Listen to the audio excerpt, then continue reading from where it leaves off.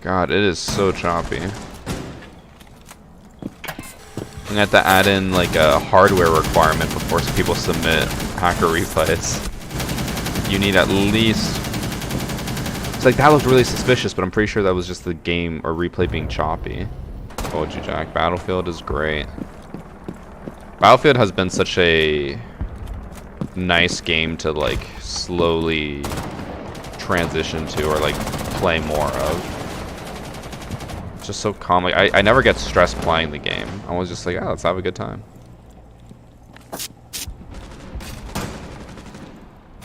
So far, he hasn't blatantly walled anyone.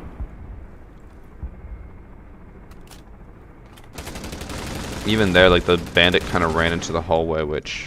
Oh, fuck, I went too far. I'm surprised that Twitch managed to win this engage. He just flicked over and the guy was one shot, so a single bullet killed him.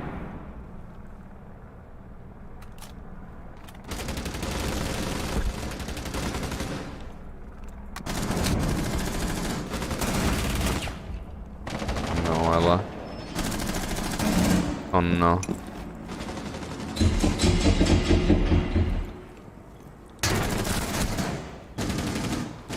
How did Womai lose that? Oh no, it's Bateki, I'm sorry. I hit the door frame a little bit. Twitch was left at 1 HP. If that one bullet hadn't hit the door frame. What did I just watch? Nomad just put a breaching charge on a barricade. Just to go outside. Okay.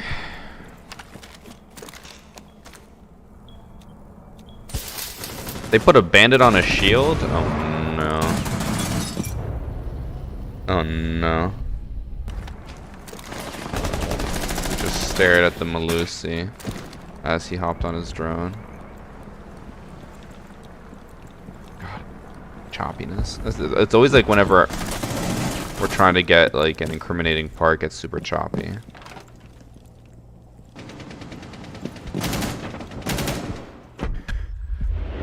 That part did look a little weird because it looked like almost he was looking over to the right as Malusi was walking across, but it could have just been a like timing thing. Like even that was a little bit weird too.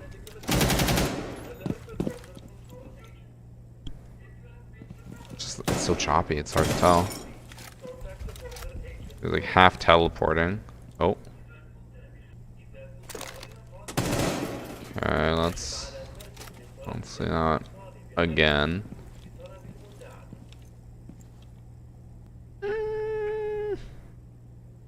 That's one instance.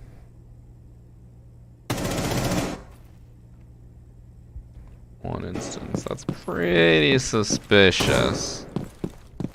But at the same time, you know, I could see it happening, so... Again, the choppiness does not help. But that was like the first time it happened.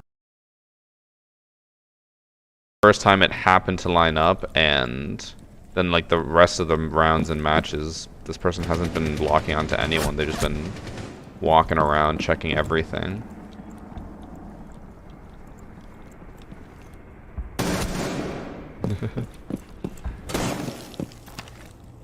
What?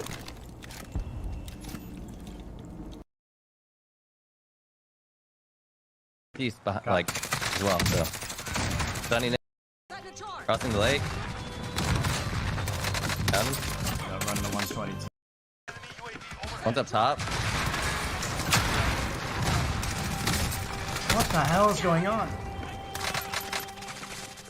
Crossing the lake. Down. Running the 120 team. Jeez. Right. Yeah, I know.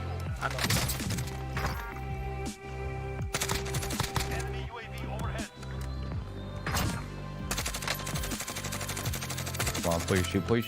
Yeah, two of them top. Three. Crack two of them. Where are they at? Hey guys, and welcome back to Watch Warzone. We've had lots of conversation over Symphony's hacking allegations, and while he is currently competing in a tournament for 50k, we're dropping this video. We've compiled just about every sketchy clip of him supposedly aimbotting and wall hacking since the accusations arose and stacked them all into this video. All the information is here in one place. What do you guys think is going on? Let me know in the comment section below. Also, thanks to everybody who's hit that subscribe button. Our numbers are starting to go up and it really helps us out. If you haven't already hit that button and turned on notifications, go ahead and do it because we're going to start hooking the squad up with battle passes and lots of other cool stuff. Thanks for checking back in to Watch Warzone, guys, and enjoy the video. Shit, one's on me. Welcome. Yeah. I don't know. They might be under me still. I got one. Nice. Alright, well, there's a bunch of people that are cracked and downed and shit on me. Hostile dropping into the area. Watch the side. C4 off we go. Cracked guy in the You air. guys released him? Yeah. Run back to the Kill them? Nice.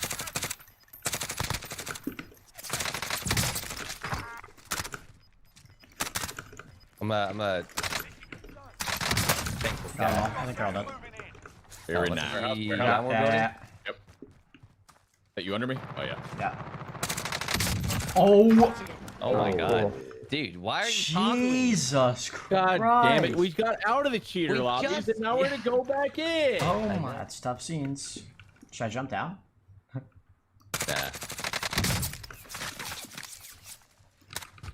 Yeah, hit by him. Let's go. GG. GG. Enemy dropping into the hill.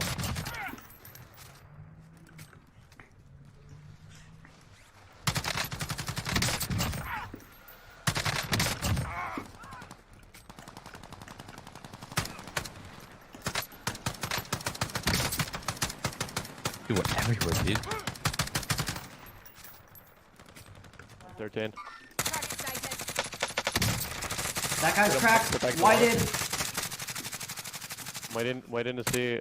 Oh! Yo, okay. Okay, I'm done. I'm actually done. Oh my god, there's 3 of them. I'm dead. Greek, I got one. Oh my god, there's 3 of them. I'm dead. Greek, I got one.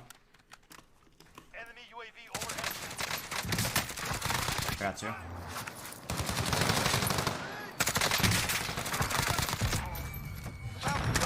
There's more, right? Oh, I downed one. What? I thought the guy was down. Might be able to get your self-res off. Dude, he's just crouching around. He's so bad. Behind you, the other crane. Somewhere. Got him down.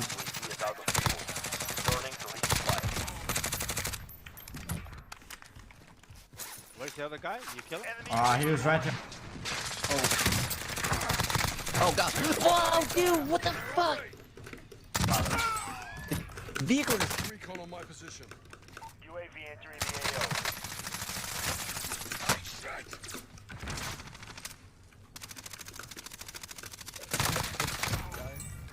AO. All the boys. They're up there. Let me show me some, Tim. Got him. Wait. There's gotta be more. Yeah, below. Oh my god! Oh my god! Actually so outplayed! I don't know where. Thanks, dude.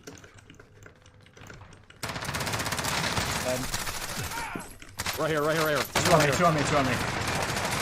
Damn, I think he's under us.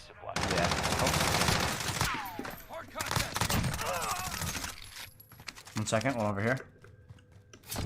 Here. I need tag. Nathan. Oh my on me, I think. Lucky, yeah, pushing him. No, I Nathan, didn't reload! Nathan. Push him. Down. I C4'd it. Nice. The other guy's behind the building. Oh, I wasn't looking at my screen, bro. I literally looked at my left monitor and this guy was just right here. GG. Are we res up top? Self-res. Got one at the back. Not even kidding. No. That's cracked. Planting explosion. Nice job. Oh, is he behind? You fall? I am. Nice. One above us. The 3, yeah. Oh, like roof? He's over here. Ah, shit. Nah. Side. Oh, one bottom house here. Floating. Oh my, okay. Jesus Christ. Oh. We were fighting too. What's down on the walls? Christ. Floating. Oh my, okay. Jesus Christ.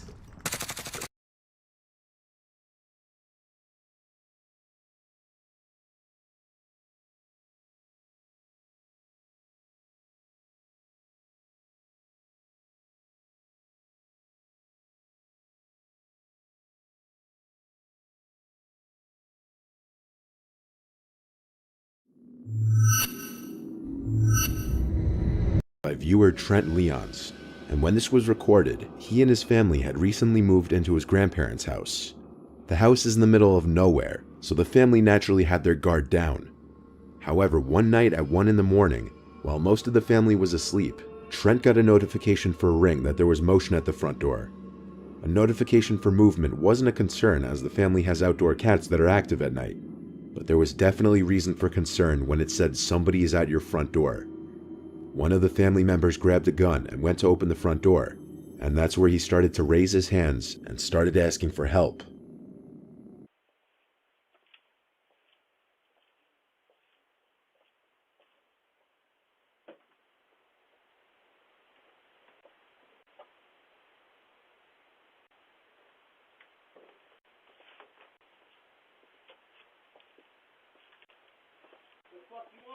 Help? Can I use a phone to call a cab?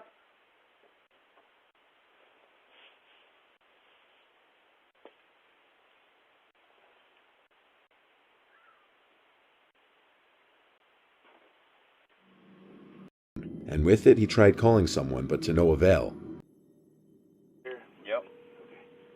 It to start to hop in the other house down the road. Didn't want them into town. Time it could have been assumed that the man was genuinely looking for help and needed to call someone, if it weren't for the fact that other family members reported that the week prior, he was in another neighborhood around the area, allegedly asking for help again, in late hours of the night, going from door to door in dimly lit areas. It's quite possible that he may have been trying to maliciously gain entry into the homes of sympathetic or unsuspecting people. It's unknown if that's the case or details on this one, other than it happened in a small suburb. The homeowner wasn't home at the time and saw the notification the next day, which is when they saw this video footage. From the darkness appears a middle-aged woman with an umbrella, with her mouth gaping wide open. She stands there for about 20 seconds after ringing the bell, the whole time with her mouth hanging eerily wide open, aside from closing it for a couple seconds, showing that her mouth didn't appear to be stuck in this hanging open position.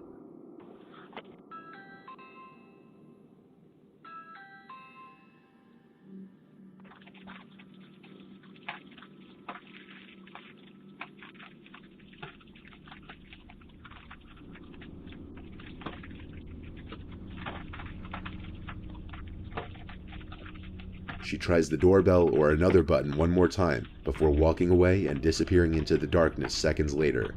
The homeowner says he didn't recognize this woman at all. Some people believe it was some kind of condition the woman was suffering. Whether it was or not, this wouldn't explain why she was ringing a stranger's doorbell in the late hours of the night. Perhaps another encounter that a homeowner was lucky to avoid. This footage was captured as a homeowner was entering her house after just getting home. The woman lives in a suburban town in Illinois.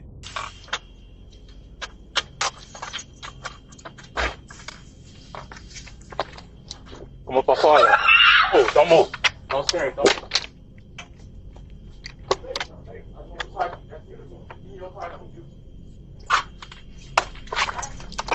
Okay. The woman in the video was unaware of the fact that she was being watched from the distance by two people hiding in the dark, waiting for her to open her front door. As she steps into her house, the two aggressors take their chance to enter the house while the door is still open. The woman screams as she's startled by the unwelcomed visitor behind her. The first of the two teens to enter the house says don't move and don't scream. Como pra fora. Oh, don't move. Don't scare it, don't. The rest of what is said between he and the woman is inaudible. However, according to the woman in the video, he demanded her car keys. After handing him her keys, which can be seen in one of the teenager's hands, the two take off towards her car, which they then steal. There was someone else in the house with the woman who was also held at gunpoint alongside her. He also remains nameless.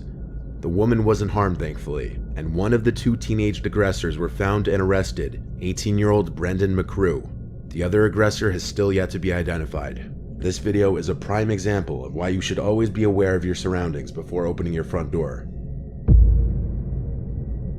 This past July in 2021, this disturbing footage caught on a couple's Ring doorbell camera surfaced on the web.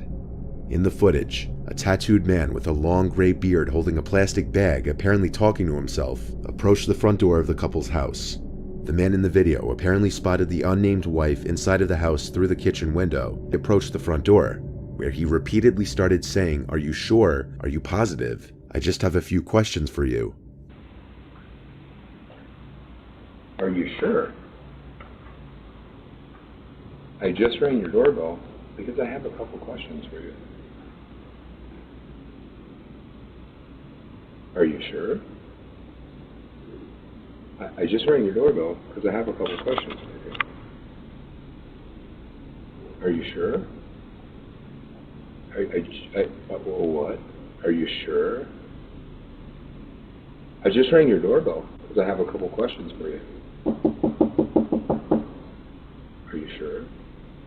Are you positive? Are you sure? I just have a couple questions for you. Are you sure? Are you positive? I just have a couple questions for you. Are you sure? Are you positive? Are you sure? Are you absolutely certain? The wife said she never responded to the man. She simply hid in her home and called 911. The man was standing there knocking on the glass, repeating the same three things over and over to nobody. Her husband, who was not at the home at the time, accessed the intercom system and asked the man who he was as he was walking away. This caused him to come back, look into the camera, and start saying some pretty nasty, disturbing things. So who are you? What? Yeah? Are you sure? Who are you? Hey, I just had a couple questions. I just wanted to ask you about Navy Fuel. Yeah, can you hear me? What I'm looking for is for the girl that's in the house to come out here because I'm going to rape her and kill her. Can you have her open the door? I'm going to rape and kill the girl that's on the other side of this door when she lets me in. I want to rape her and kill her because I have a knife and a gun. Yeah, and I'm going to knock on her door again. All right. He was saying he wished to rape and kill her and asked if she could open the door multiple times. After one more unsuccessful knock, the man walked away, talking to himself in different voices as he did. What? Police found and arrested the man the next day after another report of a suspicious man in the area, and he was identified as 40-year-old Christopher Sums, a fugitive from California.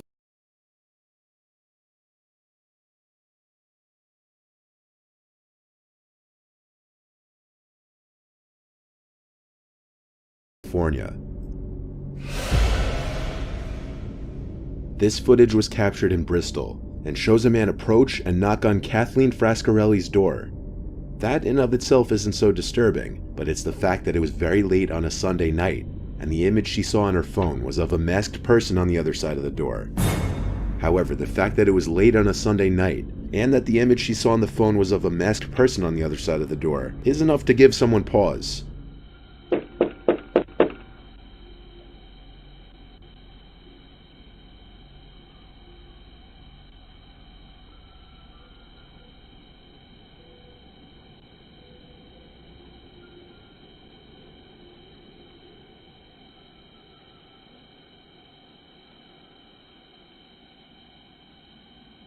While playing back the video footage, Kathleen the homeowner noticed that the masked person tried opening the door at first, but thankfully it was locked. She described the mask as having this grotesque smile that never went away, and still hasn't gone away from her memory. The person knocks and then stands at the door for 15 seconds. Afterwards, the camera catches them pulling their sleeve over their hand, then wiping away their fingerprints from the doorknob they tried to open when they first walked up to the house. The fact that they wiped away their fingerprints already says that they were up to no good, if everything else about this didn't already scream that. Kathleen stated that he had something heavy in his sweatshirt pocket, which he doesn't know what it was. A neighbor who saw the person leaving said he had a bag that he was carrying with him, so God knows what was in there. By the time Kathleen made it downstairs, the person was already in a car parked across the street, which they sped off in. Footage like this is really the scariest because nobody knows how these encounters would have gone down if the doors were opened.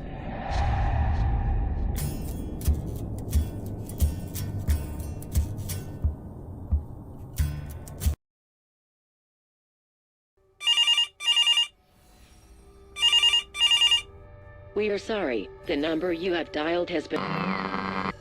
In 2015, student Michael Andrews of the University of Southern California had left his dorm room with his roommate Steve to go to a frat party off campus. On the way to the party, Steve had realized he left his phone in the dorm room, but already in the Uber to the party, they didn't bother going back to the dorm. At some point during the party, while the two friends had separated to mingle with other friends and acquaintances, Michael's phone began to ring. It was from Steve's number. He picked up and heard Steve's voice on the other end, covered by a mask of static. Even in the loud party, he could distinguish the voice of his roommate saying, "Come back to the room." Then the call ended. With that, Michael left the party and Ubered back to the campus dorms, trying to call Steve back and text him, but he wasn't getting any responses. When Michael got back to the dorm room, he didn't find Steve inside. Strangely though, he did find Steve's phone sitting on his bed. Upon checking the notifications on the screen, Michael saw the notifications of all his texts and calls on the screen. It wasn't until an hour later that Steve returned to the room looking for Michael after hearing that he left. And this was when he told Michael that he never called him and that he never had his phone.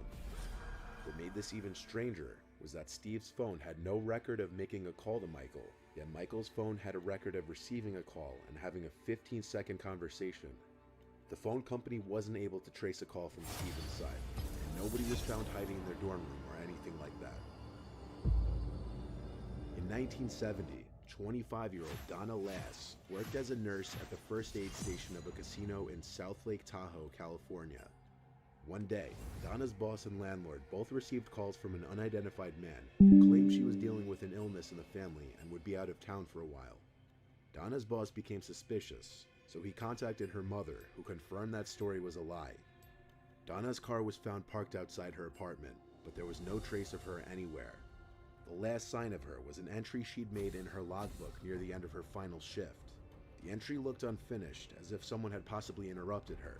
No one could figure out Donna's whereabouts or the identity of the caller until the San Francisco Chronicle received a mysterious postcard 6 months later. The postcard was the latest in a long line of cryptic messages from the Zodiac Killer. The killer made no direct reference to Donna, but hinted that he had murdered and buried his 12th victim in Lake Tahoe. It didn't take a detective to make the connection between this note and Donna's disappearance. The postcard provided a lot of possible clues regarding Donna's whereabouts, but a search of the area turned up nothing. Something complicates a connection between the Zodiac Killer and Donna, though, and that's the fact that the Zodiac Killer was not known for hiding bodies. So if he wasn't responsible, the whereabouts of Donna's body and who tried to hide her disappearance remain a mystery. In 2008, 19-year-old college student Brendan Swanson was driving home after a night out when he crashed into a ditch on a gravel road in the middle of nowhere in Minnesota. Knowing how dangerous of a predicament he found himself in, and probably aware he was in a cliche horror movie setup, he called his parents and asked for a ride. However, his parents had trouble finding him, and when arriving to the location he provided, they couldn't find his car, so they got back on the phone for over 45 minutes trying to find him as he described his location. Swanson claimed he could see lights from a nearby town and was heading in that direction, but things took a turn for the worse when he suddenly yelled, "Oh shit." Before his father could even scold his son for using that language on the phone with him, the call cut off, and that's the last anyone ever heard from Brendan. Even with hundreds of volunteers and 30 dogs searching, only his car was found. So what happened to him? What did he see that made him go, "Oh shit," before abruptly hanging up? few years back, a red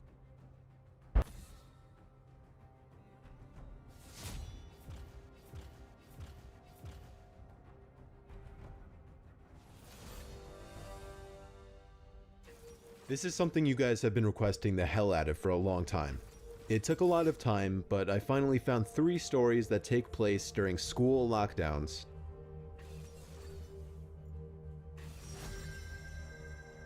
It was a typical boring day in calculus, only it was Friday, 7th period, meaning the week was almost over and spring break would finally be upon us, so everybody was getting antsy in their seats, I could tell.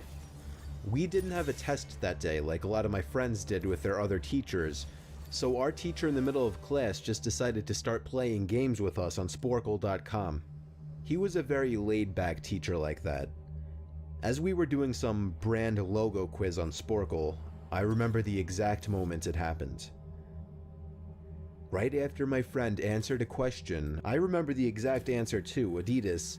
The dean's voice came through the loudspeaker. He sounded panicked and frantic as he told all the teachers this was not a drill and to go into lockdown. I actually got the chills and I got goosebumps on my arms as our usually laid-back teacher too seemed panicked as he ran to turn off the lights and ushered us to the back corner of the room. We all sat in silence for about 2 minutes, and then the usual buzzing that came from a panel in the back of the room ceased, indicating that the school must have cut all the power. We all looked at each other, realizing this must be serious. A few more minutes of waiting later, we heard a man screaming at the top of his lungs coming down the hallway. 2 girls in the class actually started crying, which made all of us even more scared. As the screaming got closer to the classroom, the lunatic-sounding man started banging on the lockers while screaming, "I'll kill all of you." It was at that moment that I started to fear for my life. My teacher shushed us as we all looked at each other to see our peers' reactions. The banging then moved from the lockers to our classroom door, and that's when one of the crying girls screamed no. The banging on the door only grew worse as the man started screaming, "Open up." 2 of the girls in the class were crying out loud now. It felt like an eternity that man was pounding at the door. But eventually, he finally continued down the hallway, screaming like a mentally insane person, until we could not hear him anymore.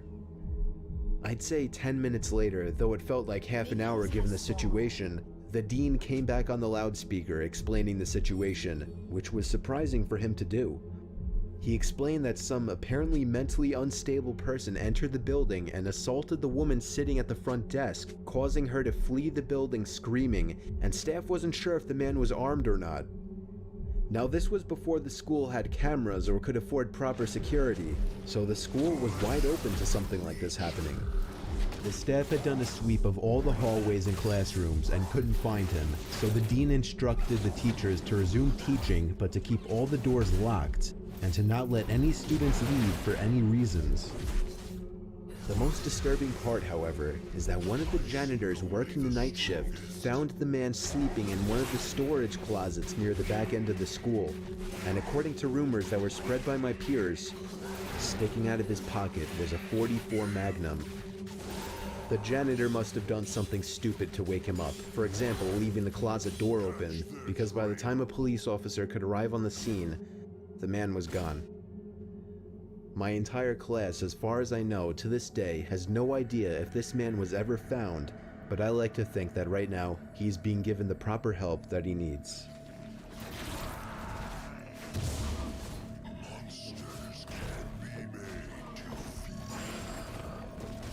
My school has 2 lunch periods. First lunch period is for all 6th graders and some 7th graders. The second lunch period is for the other half of the 7th graders and all 8th graders. The lockdown happened in the beginning of October. The day the lockdown occurred, it was overcast and rainy. During the first lunch period, I heard 4 loud booms. I personally thought it was thunder, but the entire lunch crowd started screaming. I was thinking those kids were just serious pussies, but the campus security came in and started yelling at people to go into the multi-purpose room, and the kids who were in line buying lunch had to throw out their lunch and come inside. Me and some friends went inside the room along with a huge group of other kids. Everyone was curious as to what was happening. Our multi-purpose room is huge, and the back wall of the room is made of see-through glass. When me and my friends were rushed inside the campus, security was covering the glass with the curtains, and there were adults at every exit. My friend Eric was curious, as well as the rest of us, so he asked one of the adults what was going on. When he came back, he said, "You know how right in front of TMS there's those houses?" I replied, "Yeah." "There's this mentally disabled, crazy man that barricaded himself in front of his house, and he's threatening to commit suicide and kill the cops if he's evicted. He was walking around outside of school watching kids in a weird way," Eric told us. It turned out the man was also a registered sex offender, making matters worse. We were stuck in the multi-purpose room for a whole hour, taking up 2 periods. After the whole thing was settled, we were escorted to our classrooms one by one. I later found out that the man lives next to my friend Brandy, who told me about the previous Halloween when she saw the same man at his window cutting his arm and writing in his own blood, "Don't come here or I'll kill you," on his window. Of course, being Halloween, people, including Brandy, assumed it was just for the holiday. But after this horrific incident, we knew this man was mental, and we're glad he never got near us.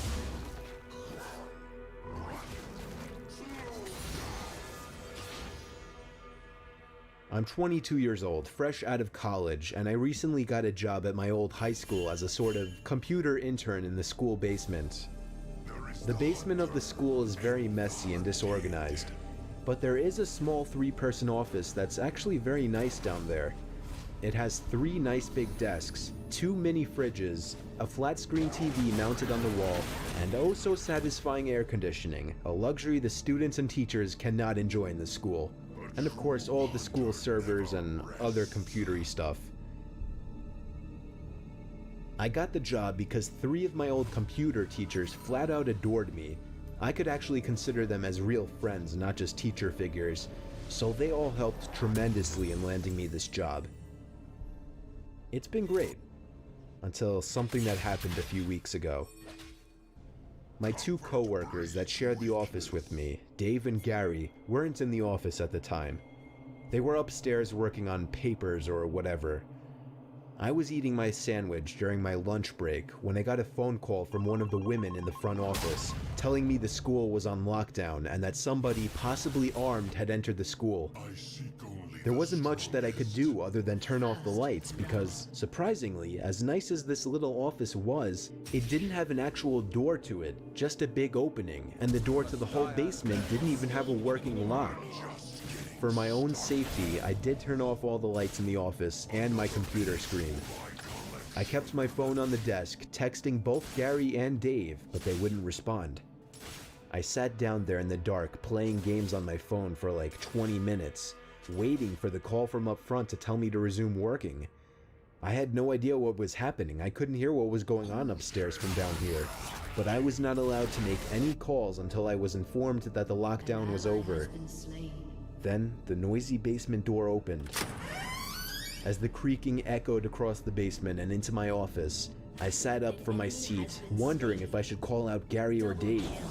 I was eager to get some info from them. Someone then came running down the stairs, and their footsteps were approaching my office. I pushed away my chair and crawled under my desk.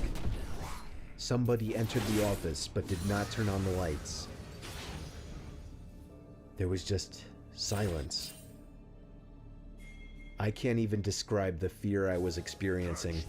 I felt like if I made one sudden noise, I'd be a dead man. Suddenly, my phone dinged as I got a text message. I felt my entire world shrivel up and die at that one moment, as I clenched my teeth in fear. Footsteps suddenly moved closer to me until I finally dove out from under the desk in capitulation, begging whoever it was not to kill me. And just then, someone grabbed my arm and pulled me up. It was some guy in a red plaid button-up, jeans, and a reddish-black cap. He told me, "It's okay, I'm just down here hiding with you." "What's going on up there?" I whispered to him.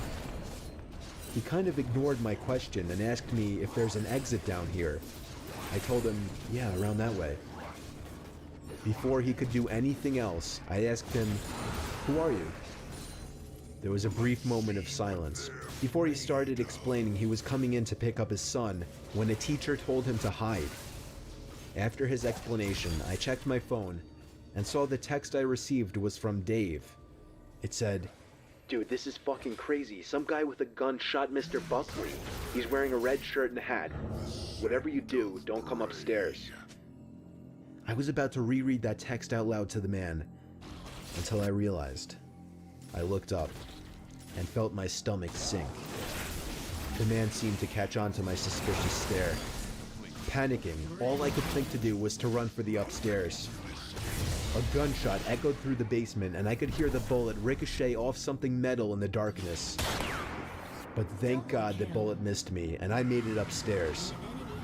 Fortunately, police were waiting at all exits, including the basement exit, and caught the man the second he opened the door. More good news, our teacher Mr. Buckley survived the gunshot. It was later determined that the man and Mr. Buckley had some beef for whatever reason, but that was never revealed. All we know is that Mr. Buckley couldn't have done anything that would have warranted this kind of reaction. And I know that the sound of that gunshot will forever echo in my mind.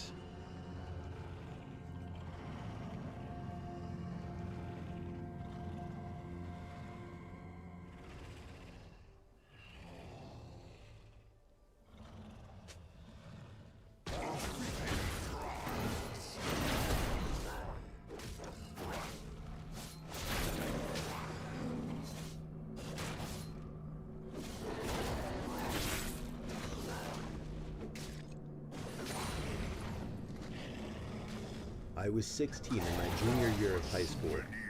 I had 9 periods in the school day. 5th period was lunch, and straight from there was my astronomy class. My astronomy class was actually held in one of the 2 basement classrooms of the school. My high school was big, there were 3 floors, and even that wasn't enough to accommodate all the classes offered, so the school built 2 classrooms in the basement. It was honestly kind of creepy down there when nobody else was around. It used to be a janitorial area, however it was remodeled to better resemble a typical hallway. The only thing, there were no intercoms or loudspeakers down in the basement at that time. For that reason, no classes were held down there first period for the morning announcements. Everyone referred to this little section of the basement as the chamber, and everyone always tried to get classes down there just because it was air conditioned and the classes were typically easier. Plus it had its own bathroom down there. We had a quiz in astronomy that day. Usually I was one of the first done just because I found the class easy. After I finished my quiz, I texted my friend who was in the other basement classroom to meet me in the bathroom because I was bored. He told me okay. I walked out of the classroom and down the small hallway to the bathroom. A few seconds later, the door opened and my friend JJ entered the bathroom.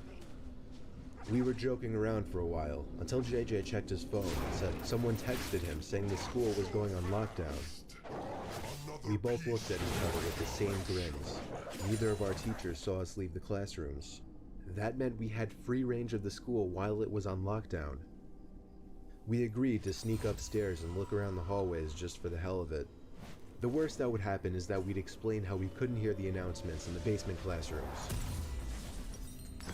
Upon opening the basement door to the main floor, we were surprised to find all the lights had been turned off, so the hallways were pretty much pitch black aside from the light pouring in from the doors in the lobby. This was legit because usually the lights were left on in the hallways during lockdowns. Something was going down, and we didn't know if we were even comfortable walking around now. JJ stepped out a little further into the hallway, and I followed suit. JJ then looked down the hall and said, "Who's that?" I looked, and emerging from the darkness was a man. At first we couldn't tell if he was a teacher or not, but as he got closer we realized this guy wasn't dressed at all like any staff member.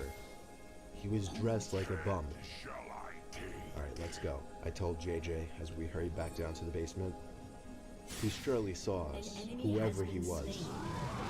We saw both classrooms have the doors shut and lights off, so to avoid making a scene, we decided to hide in the bathroom.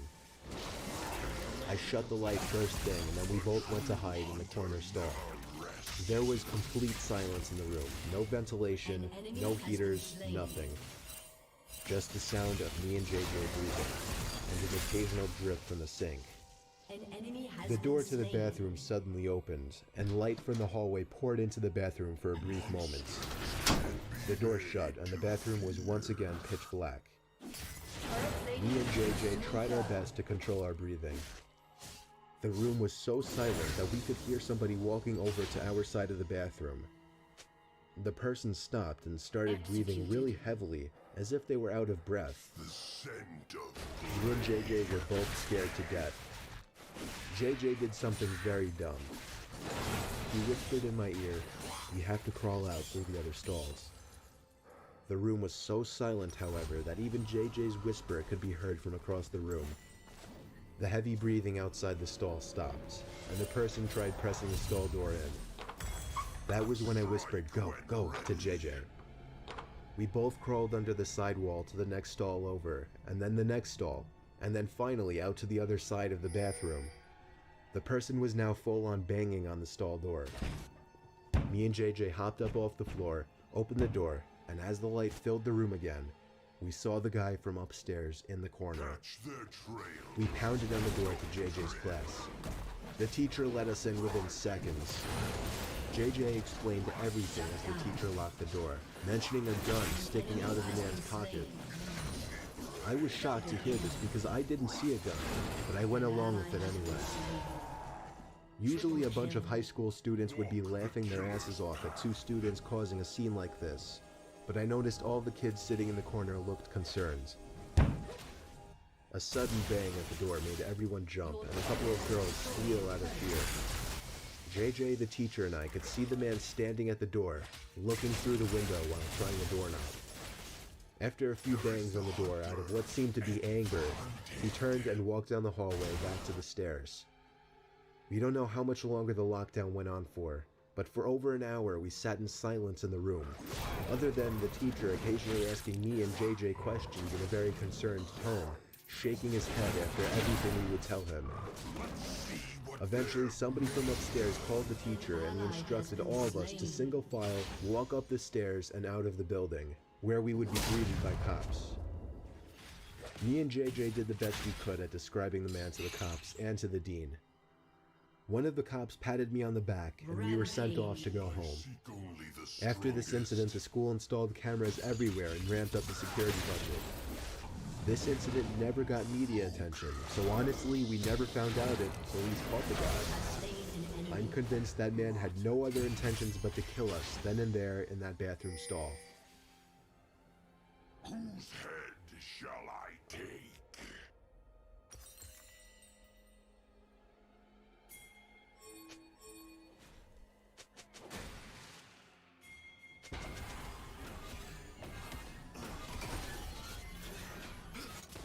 I'm a retired New Jersey police officer. Throughout my 20 years in the force, the most disturbing call I ever received was for a school lockdown happening at a nearby middle school, of which I'll leave out the name for legal reasons. It happened on a stormy, dark day. My car number was called on the radio to respond to a lockdown, where a suspicious-looking man was seen stepping out from a white van parked behind the school and walking into the back door by the boys' locker room. I pulled up to the back parking lot of the school, right next to the white van. Nobody was inside, and all the doors in front were locked. I opened the red back door that entered into the gym hallway, right by the locker rooms. The main lights had been turned off, so the whole inside of the school was dark. I unholstered the flashlight from my belt and used it to navigate the halls. I made it to the lobby of the school, where a woman emerged from the front office quietly, telling me to check the boys' locker room, but to be careful because the person might be armed. I called for backup on my radio and was assured backup was already on the way. I made it back to the hallway I entered from, where I found the boys' locker room right next to the exit. I pushed it open very quietly.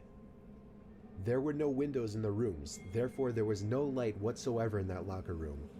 Only the light provided by the flashlight. There was a white noise in the room, some kind of vent on the ceiling blowing air. But even over that, I was hearing faint scratching type noises, or little dings on the locker doors from the other side. I was supposed to make my presence as a police officer known, but honestly, I was just too scared. The tension in the room was insane. I held my flashlight in one hand and my gun in the other as I snuck to the other side of the locker room. It seemed like wherever I was in the room, the dings and thuds would be coming from the other side. I was standing in the corner of the locker room, right by the door to the bathroom, when the sound of someone slamming a locker door from another room made me jump out of my skin. I went in the direction where I heard the slam, to find out that it was from the boys' football team locker room. There was no door separating the main locker room from the football locker room. The lockers in here were also 3 times the size. I finally had the nerve to make my presence known by shouting police. After shouting, the kid started screaming help from somewhere in the room. It was very muffled though. The kid pounded on a locker door on the other side of the row I was in. When I found out that the boy was trapped inside of a locker, I felt sick in my stomach. I told him I'd be right back, once again calling for backup while running outside to where the white van was. It was gone. My biggest mistake was not getting the plate number first thing. I told dispatch to be on lookout for a suspicious white van. I ran back into the school and instructed the staff in the front office to end the school day and to send somebody with a key to the locker room to get the boy out of the locker. The boy was held by the man with a knife on his back, as I speculate the man was quietly trying to get the 12-year-old boy to his van. The boy was bleeding on his arm from the man cutting him while resisting. The man's van was spotted a week later in a 7-Eleven parking lot, where he was arrested after being properly identified.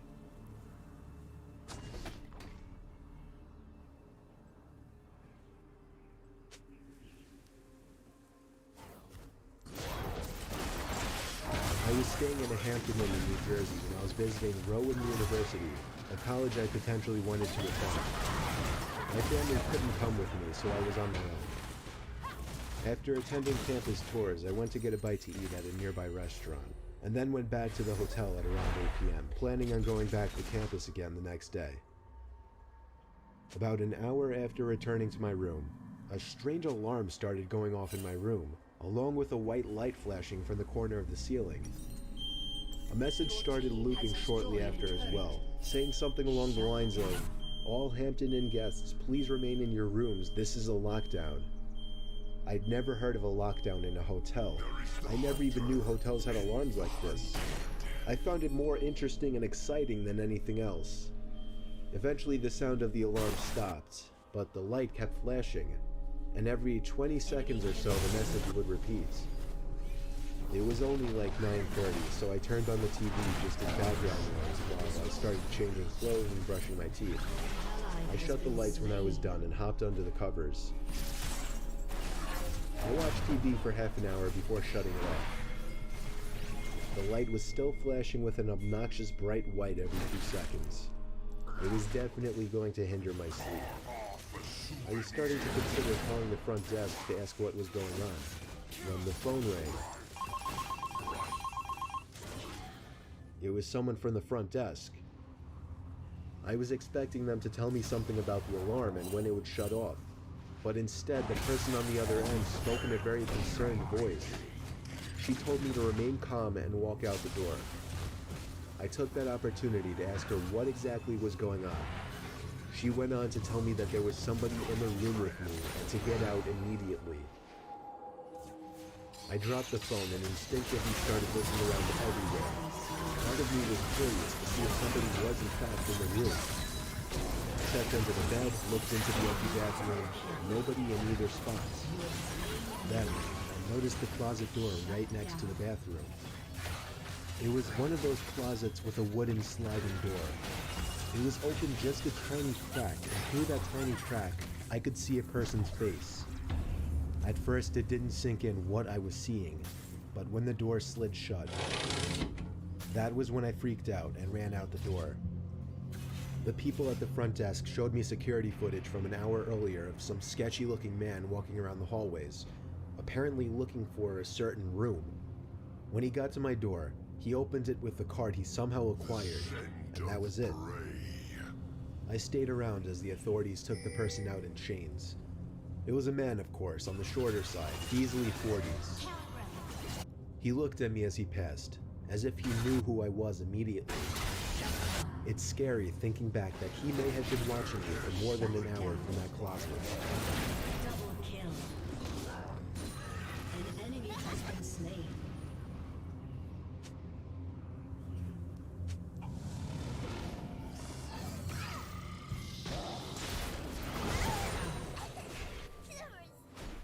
A true hunter never rests.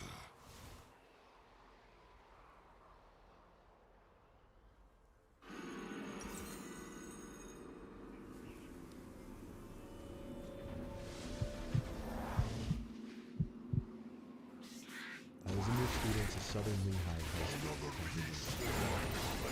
Going into my junior year of high school, not knowing anyone was really rough. Everyone obviously had their friend group sorted out by then.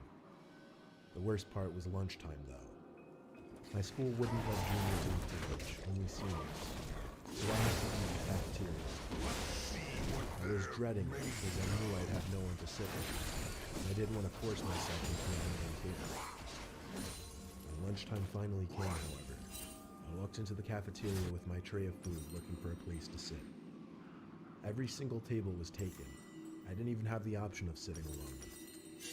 But there was one table in the corner of the cafeteria, with only 2 kids sitting there. That was the least intimidating spot to sit, so I walked over and asked if I could sit there. They both looked at each other, and one of them said yeah. An ally has been slain. I noticed upon sitting down that the 2 were identical twins. They looked like they were partially, but they didn't have accents. They honestly seemed alright. They introduced themselves as Antonio and Bruno. We had a conversation with them. They invited me to hang out with them after school. Honestly, I figured why not? I had to start off somewhere as far as making friends. That remembers, and after school, I went home to drop off all my stuff. Shortly after, I got a text from Bruno, telling me he and his brother were planning on hanging out. He told me to meet them around 9 that night at the nearby cemetery that was like a 10-minute walk from my house. He said there was a cool hangout spot near there. The first day of school was on Friday, so we had off today. I had nothing to do, so I said, yeah, I'm down. When the time came, Bruno texted me one more time asking if I was still coming. I said, yeah, I'm going to leave in a few, and confirmed we were meeting on the road by the cemetery. I said, yeah. Then I walked in the dark to the cemetery. The longer I walked, the more I thought about my whole move when being a new kid in high school. I'm thinking about the fact that I was literally walking to a cemetery. But anyway, I got to the little road next to the cemetery. I asked Bruno where they were. He started typing right away, and he said they were in the woods hanging by a small lake that they wanted to show me. Dominating. And he promptly sent his location. So I made my way into the woods, pushing branches out of my way, using my tiny phone flashlight as my only light. I started calling for Bruno and Antonio as I felt like I was close enough, according to the location he sent me at least. Suddenly I heard footsteps, so I stopped. Definitely footsteps approaching me, but they were very low and slow. I called out that they better not be trying to scare me. When they weren't answering me though, I decided this was stupid. I turned and started walking back towards the road. But those footsteps I mentioned earlier, they turned from quiet and slow to fast, and before I could even react, someone had their nails digging into my neck, effectively choking me. I heard a familiar voice screaming, grab him, grab him. I managed to break free from the sort of chokehold and pulled the cloak towards me. I know they followed me until the blue. I was desperate, and I could run for miles. That's what I did. I ran straight home and told my parents. They considered calling the cops, but I thought it would be better to get pictures of the man and report it to the school the next day. That's what we did, and with the help of the text that I got from Bruno, I was able to get the 2 students expelled. My parents made me block both their numbers. I didn't exactly argue with them. My parents wanted me to confirm that these kids didn't know where we lived, and I told them simply, not as far as I know. So anyway, one night about a week later, I I woke up to my room feeling really cold. I heard the sound of wind blowing inside the room. I looked at the window to see it was slid completely open. I wondered if my mom could be open. It would make absolutely no sense. It was like 50 degrees out that night. I walked over to it and looked down below. A few feet below my bedroom window, there was a part of the exterior of my house that comes outward, creating a sort of ledge underneath the ground. My father always told me to jump onto it because it was high.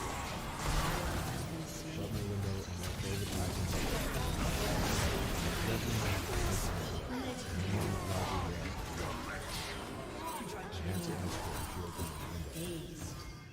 She sat up, saying, "No, why?" I told her no louder, more concerned voice now, and the window was opened all the way by somebody.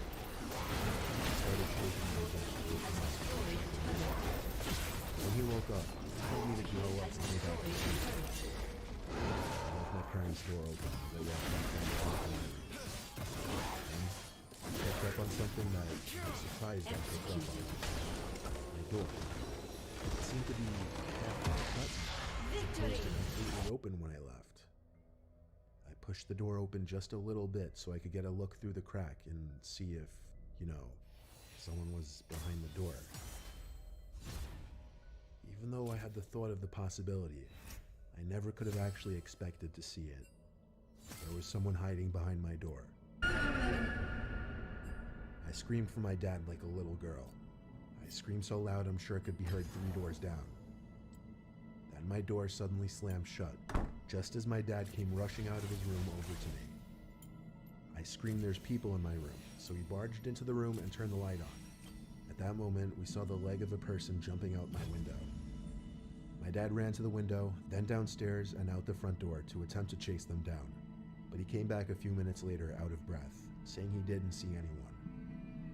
Full of energy and fear, I swore it had to be those twins that I got expelled. My dad called the police, and I had to talk to them when they arrived, explaining the whole story back to the incident in the woods. My father backed up my story, but without proof of who entered, they said there wasn't anything they could do. They merely ordered us to lock the doors and consider installing cameras outside. As positive I am that it was either one of or both of those twins in my room, after getting through a solid couple months of sleeping in fear, nothing to this nature ever happened again. Looking back now, I don't know why I was so willing to meet these kids in the woods at night. I should have realized in the cafeteria that day that they looked like trouble, and I should have stayed away.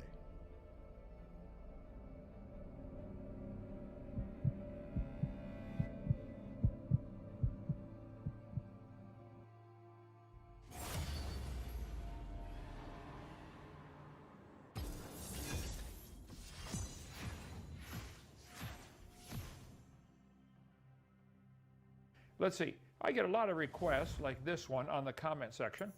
Tony writes in, "I agree with other commentators. As a matter of intellectual honesty, Kent should make a response to Aaron Ra's rebuttals. If you're for or against Kent, you should support this." Melissa writes in, "I'm for Kent, and it really is pointless to respond to Aaron. He spends all his time talking about Kent and theories with no truth." Paul writes in, "Unfortunately, Aaron talks about a mile a minute and spews nonsense at that exact same rate. It would take literally years to respond. It's simply not worth it.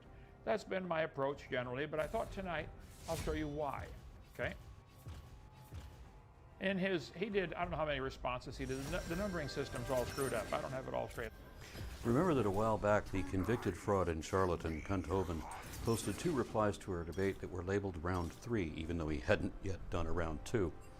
And once I posted the 7th and final part of my round 2, I gave him 1 month to concede several specific errors he needed to correct that were directly relevant to our debate.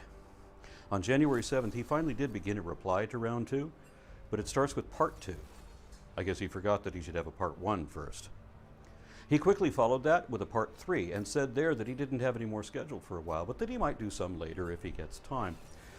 So the debate is never technically over, since he said it might take several years, but it doesn't continue either, so that he never gets to any of the parts that he knows he can't possibly address. I don't know which ones I haven't responded to or not, but this is his closing commentary. Now, like I told you, Aaron, I'll be back.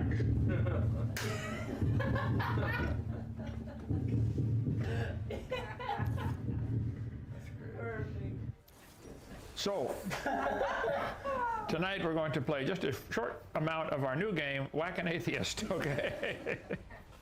I do apologize. I'm sorry it's taken me so long to get back to this. I've had other fish to fry, and frankly, this is low priority. Since on the very first video, Mr. Nelson, who calls himself Aron-Ra, the sun god, okay, Mr. Nelson. He started this by misspelling my first name and calling me by my old surname, Mr. Nelson, just to show his childish disrespect. So I followed suit by referring to him by his old prison name, inmate number 0645-2017. He spent 20 minutes on ad hominem attacks before getting to his 2-minute, 20-second, which is the purpose of the debate. I said, would you please give me the best 3 evidences you know of for evolution? After 20 minutes of rambling and flapping his jaws, he finally gave 2 minutes and 20 seconds of the best 3 evidences.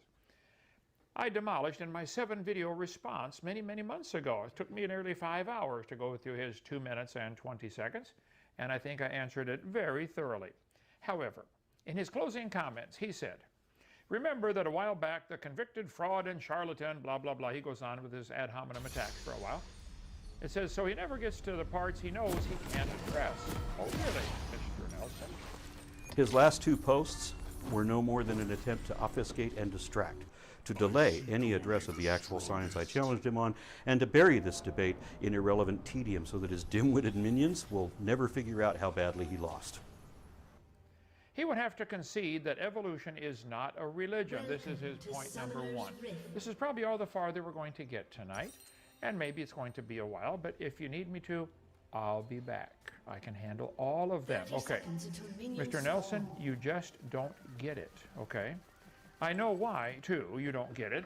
So this response is aimed at those who really want the truth and are not committed to their silly religion of evolutionism, and evolution is a religion in every sense of the word. As I've already explained earlier in this very debate, evolution is not a religion for the reasons explained by my most recent video and the first part of this series. So 0645-2017 has no defense in repeating this lie.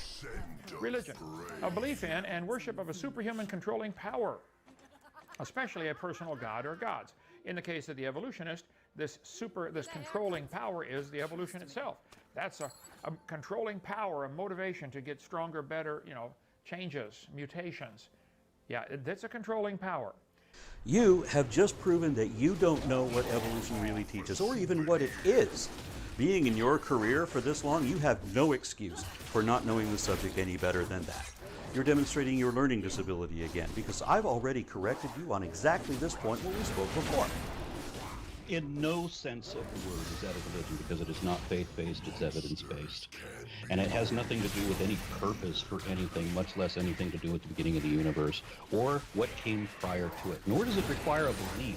I would suggest that we both start from not believing anything and just review the possibilities. Kent calls anyone who accepts mainstream science an evolutionist because he wants to establish the fallacy of false equivalence by pretending that science is a religion too. I don't know how improving our understanding of reality is somehow more dangerous than believing in evil spirits, spells, and curses, but that's what he thinks. At least he realizes how bad religions are. It's a particular system of faith, and you have enormous faith. He knows I don't have faith. He's using a fallacy of projection known as tu quoque, also known as the U2 fallacy, because it's an attempt to project one's own faults onto opponents who will not share them.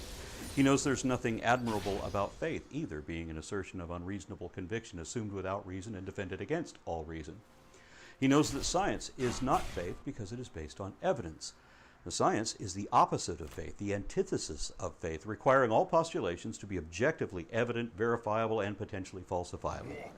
He knows from our earlier meeting that I reject faith as the most dishonest position it is possible to have. Any belief that requires faith should be rejected for that reason. Importantly, he knows that nothing he just said here is true. The word evolution has 6 different meanings. 5 of them are religious. We're going to cover that again, even though you guys can't stand it when I do this. Too bad. Told you. I'll be back. Okay. When he brings up his 6 levels of cosmic, organic, and chemical evolution that he made up, for example, I could nip that in the bud and keep this talk focused on what evolution really is and not the straw man parody that Hovind wants to make it out to be. Yeah, and there is, of course, no truth to any of your claims about evolution being a religion, for example. This is just an attempt at projection where you're trying to cast your own faults onto those who will not share them. And it's an attempt at the fallacy of false equivalence, which is what I think you meant to talk about, I'm sure, because that deals with most of your arguments, that and equivocation. Okay, well, before we get into a discussion too far on the topic of evolution, we need to define what we're talking about. And for many years, I think you've obviously seen many times my division of that word into 6 different categories. Yes, those are inaccurate, so we're gonna go with the correct definition. I know that you've actually bragged many times that people have corrected your misdescription of that, and it's appropriate that they correct you on this. I don't know why you don't correct yourself when you keep repeating an error. So when we talk about evolution, unless otherwise specified, because there is a colloquial meaning that doesn't apply to biological evolution or the science of evolution or certainly the theory of evolution, which pertains only to the aspect of theory of biodiversity, which can be summarily defined as genetic variance in reproductive populations over time, or a change in allele frequencies in reproductive populations over time. Okay, now, so I can give a longer definition, but still it's going to be within the confines of biology. Okay, so you're saying the word evolution only encompasses the living things that have already come alive somehow. So you're leaving out any kind of organic evolution, or what I would There's no such thing as organic evolution. If we're talking about abiogenesis, that's a overlapping series of different processes. None of them are the evolutionary process, which is descent with inherent genetic modification. Once again, I'm using the real definition of evolution. The scientific theory of biodiversity via population mechanics, summarily defined as descent with inherent genetic modification. Paraphrased for clarity, it is the process of varying allele frequencies among reproductive populations leading to usually subtle changes in the morphological or physiological composition of descendant subsets. When compiled over successive generations, these can expand biodiversity when continuing variation between genetically isolated groups eventually lead to one or more descendant branches increasingly distinct from their ancestors or cousins. And this is what you would call microevolution. But of course the same definition applies to macroevolution too, and I've already shown that speciation is part of macroevolution, and micro and macro are the same theory, whether you're ready to admit that truth or not. Cosmic evolution, the origin of time, space, and matter, the Big Bang. That is a religious view. There's nothing scientific about it. But what we know is that the evidence, not faith, indicates that the universe is expanding. Of course, that means that it was once much more compact in the past, mathematically to a single position nearly 14 billion years ago. But even if you don't accept the singularity, how do you account for the current expansion or its obvious implication? And why am I asking you? If I don't know it, you certainly don't. You believe on faith. I follow evidence. Cosmic evolution is what they call it, okay? You can Google cosmic evolution. There is lots on the internet about cosmic evolution from Big Bang to humankind. They just don't get it. Mr. Nelson, you don't get it. You don't want to get it because you know where this leads. I do too. Okay. The Big Bang Theory, nucleosynthetic theory, stellar formation theory, and the assorted hypotheses of abiogenesis are all distinctly separate theories. Well, except for abiogenesis, of course. And none of them are any part of evolution theory. This sort of religious distortion of scientific concepts is what physicist Wolfgang Pauli famously criticized in saying, "This isn't right, this isn't even wrong." Inmate 0645-2017 has just given us an example of fractal wrongness, where his perspective is so wrong that any arguments to support it are also wrong on every point and at every level. He's been corrected about this plenty of times before, including by me directly over and over again. But as I said, he does not concede any of his own mistakes because those are all he has, and he can't learn. So he just keeps repeating the same old lies, and I have to keep repeating the same corrections to them. For example, take a look at Berkeley University's introductory primer, Evolution 101, which I know he's already seen because he said so. Notice that it shows a basic division of prokaryotes and eukaryotes, but makes no mention at all about the origin of life, nor the origin of chemicals, planets, or the cosmos. That's because evolution is not about the origin of life, the universe, and everything. I think he's equivocating the modern definition of the theory of evolution, descent with inherent modification in reproductive populations of living organisms over many generations, and he's confusing that with the colloquial meaning of simply any change over time, which is what evolution meant back when Darwin initially chose that word and subsequently enhanced it. He says he got all this from his textbooks, but let's check mine. This one from Pearson says that evolution is descent with modification, the idea that living species are descendants of ancestral species that are different from the present day ones. And this one from McGraw-Hill says evolution is genetic change in population of organisms. And this one from Thompson says evolution is any cumulative genetic changes in a population from generation to generation, and that evolution leads to differences in populations and explains the origins of all the organisms that exist today or that have ever existed. Of course, the origin of organisms referred to what Darwin called the origin of species rather than the origin of life, because the origin of life obviously didn't begin with living ancestors, which is part of the definition of evolution. So abiogenesis is not part of evolution, and neither is planetary formation nor cosmogony, all of which were grossly misrepresented by this anti-scientist. This is the only textbook I have that was published within the last 10 years, but it's also the 11th edition. All my other textbooks are older than that. This one, on the evolutionary process, is from 1991, yet it doesn't include any mention of planet formation or cosmogony either. Instead, it adheres to the same definition as the other three books, which follow Darwin's original explanation, although enhanced and improved by 160 years of further research. I bought this textbook when I took a full semester course on evolution. That's 15 weeks wherein nobody brought up any of those unrelated theories in your list. We only talked about the last two on your list, which are both the same theory. Evolution is just a theory of biodiversity and nothing else. And this book, 1001 Things Everyone Should Know About Science, is not a textbook. It was published in 1992, and it says that evolution is both a fact of biology and a theory proposed by Charles Darwin, explaining how life developed through mechanisms like natural selection. There's a whole chapter dedicated to evolution, and it doesn't even mention the origin of the elements, or the planets, or the cosmos either. The same goes for Webster's 1913 dictionary, where evolution has a biological category, but there is not another one for the other categories that you find erroneously associated. So your slippery misdefinition is a straw man. That was never correct. The real definition of evolution isn't slippery because it never changed, and it was never what you say it is.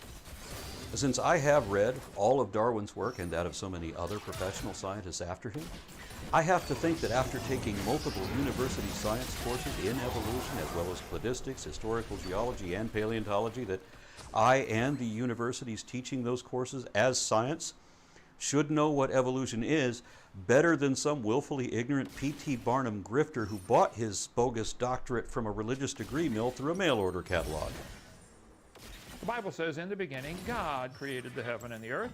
In 6 days, the Lord made heaven and earth, the sea and all that in them is. God is claiming he did it, and he did it all in 6 days. That's what he's claiming. Now, you guys don't like that, I know. Too bad, okay? There is no way that I could believe the Bible short of suffering substantial brain damage, which listening to you can cause.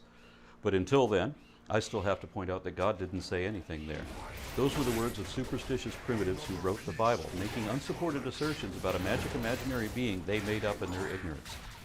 If God existed, he wouldn't have written the Bible, but if he had written the Bible, then it wouldn't be attributed to dozens of anonymous human authors, some of whom erroneously, and some of whom never even existed. Nor would it waste so much time on irrelevant fables about things that never happened, while also promoting animal cruelty, incest, slavery, abuse of slaves, spousal abuse, child molestation, abortion, pillage, murder, cannibalism, genocide, and prejudice against race, nationality, religion, sex, and sexual orientation. If God had written the Bible, then he would have given us an accurate description of our origins and the nature of the earth in relation to the rest of the cosmos, rather than describing the earth as a flat disk under a giant crystal dome. And he would have included a primer, giving us a numeric system complete with a zero, as well as an explanation of the periodic table and a warning about infectious microbes. That's the least we could expect for any God worthy of worship, anyway. But the reason your God didn't say anything in the Bible is because he didn't write the Bible, because he never wrote or did anything, because he doesn't exist. Can a universe create itself out of nothing? No. Okay. Stephen Hawking says the universe is not created by God. Well, Stephen Hawking knows better now, doesn't he? He's already met him. We won't see or know anything when we're dead. That's what being dead means. Okay. You cannot know that any of this is true. You have to believe it's true. The Big Bang is part of evolution.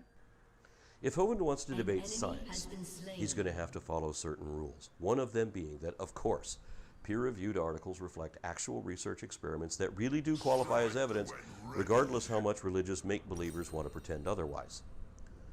Another rule is that he doesn't get to redefine scientific terms in ways other than mainstream academic science uses those terms. And I have to stress that because creationists depend on equivocation along with a host of other fallacious arguments.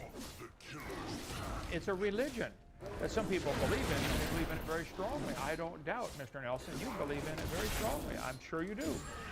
Not that I want to defend the Big Bang. I accept that it's the only theory of cosmic origin, and to challenge any theory, I would have to produce a better theory to use in its place. But I don't really like the Big Bang, probably because I don't understand it. Doesn't make it true. The Muslims believe very strongly in their religion. So do the Hindus and the Buddhists and the Muslims, the Jehovah's Witnesses and the Mormons and everybody. Doesn't make it true. Somebody strongly believes something. Even if they get the majority to believe it, doesn't make it true. Talk to a cosmologist about the Big Bang. Talk to a physicist about nucleosynthesis. I've already told you, I don't know either of those that well. But I can prove evolution even to your satisfaction if you were honest enough to admit what it really is. Even if they get the majority to believe it by force, like the Muslims do. You don't believe in Allah? Next. They're required to cut off their head or kill them if they don't believe like they believe. 109 times in the Quran.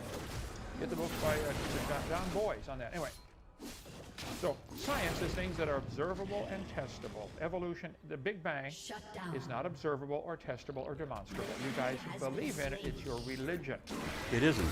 And the beauty of science is that it works because it's propelled by doubt rather than by belief. Science is a self-correcting process where religion starts out wrong and stays wrong, and in fact gets wronger over time. Humanist Manifesto. Religious humanists regard the universe as self-existing and not created. What happened, Mr. Nelson? They used to admit it was religious. Back in 1933, people pointed out this is a state-sponsored religion. Oh, we better take out the word religious. The Big Bang Theory is purely religious. You believe in that. And evolution is a theory of biodiversity which you have confused with philosophical naturalism, meaning that it has no belief in the supernatural, nor does it have anything to do with the origin of the universe. Even if cosmology were related to evolution, which it obviously isn't and can't be, that wouldn't matter, because cosmogonists now say that the universe is in some sense eternal and never had a beginning at all. I know you've been repeating this lie every day for years, but it's always been and always will be wrong. So when you repeat it tomorrow, we will all know, and your followers will know, that you're deliberately lying. We want to make sure that we don't adopt a belief at the onset, because of course that would be dishonest. And it would be dishonest to throw out any evidence that flies against whatever belief you want to adopt at the onset. So we're better off both not having a belief to start with. Science is a self-correcting process, like playing a game of 20 questions. With each new question, you have an increasingly accurate understanding, even if you're still considering some notions that haven't been corrected yet. That's why science used to believe some really dumb things, and religion still does. Because religion never corrects its errors. For example, when the Bible says in Genesis 30 that if cattle mate while looking at a striped stick, they'll produce striped calves, if somebody had proposed that as a hypothesis, we could test it and prove that it's wrong, even if we didn't yet know about genetics. But you can't correct any of the many errors in the Bible the way you can a failed hypothesis. Instead, you're commanded to believe the Bible anyway, even when you know it's wrong. The current universe came into existence 14 billion years ago through an explosion, the Big Bang, from an infinitely dense point. I think the infinitely dense point is between the ears of those who believe this nonsense. That is infinitely dense to believe the whole universe could fit into a dot. Think about that for 5 minutes. Or for 5 seconds. It's dumb. Big Bang Theory is dumb. It's retarded. It's religious. You believe in it. Except that it's not a religion by any definition.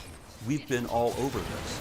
Nor is it dumb, since it's well beyond your ability to understand it or even accept what it really is. Big Bang, big claim. Why this bold idea is right. I downloaded today. Ah, okay. What is the Big Bang Theory? It's the leading explanation. Oh, so it's something you believe in. Cosmologists believe the Big Bang. Oh, so it's something you believe in. It's a religion. Yes, it is. Most scientists think everything came from a Big Bang. It's a religion. Scientists don't believe in the Big Bang. They conclude it based upon the full suite of observations. This is ludicrous, okay? Tell all those folks at Forbes, whoever did this, I'll debate them all. Half my brain tied behind my back. Oh, it is June. I keep putting the 7 on there, don't I? It's June. Change all those in your mind. Ready? 7. Big Bang.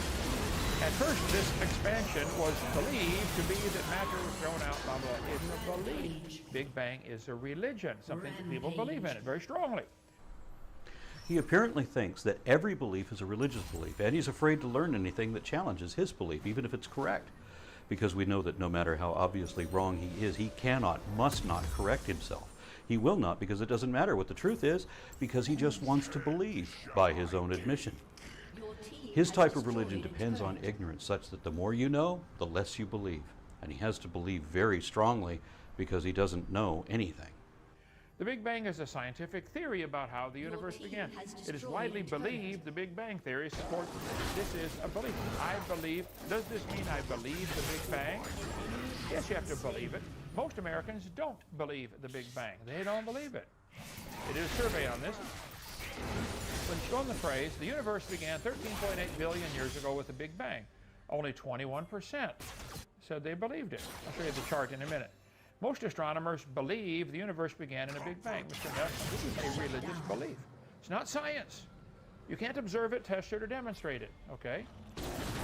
Your inability or refusal to understand this subject is not evidence against it. I note that that was the same defense that you attempted when you were convicted of tax fraud. You tried to argue your way out of that by saying you didn't understand what you were being charged with or why. That's called the argument from incredulity fallacy. And it will not help you here, just like it didn't work in court either. Nothing really means nothing. Not only matter and energy would disappear, but also space and time. However, physicists theorized that from the state of nothingness, the universe began in a gigantic explosion. It's in the textbook right over here on the shelf someplace. The Big Bang wasn't nothing that exploded. I mean, first of all, it wasn't an absolute philosophical nothing. Not even Lawrence Krauss believes in an absolute philosophical nothing. And cosmic inflation isn't really an explosion either.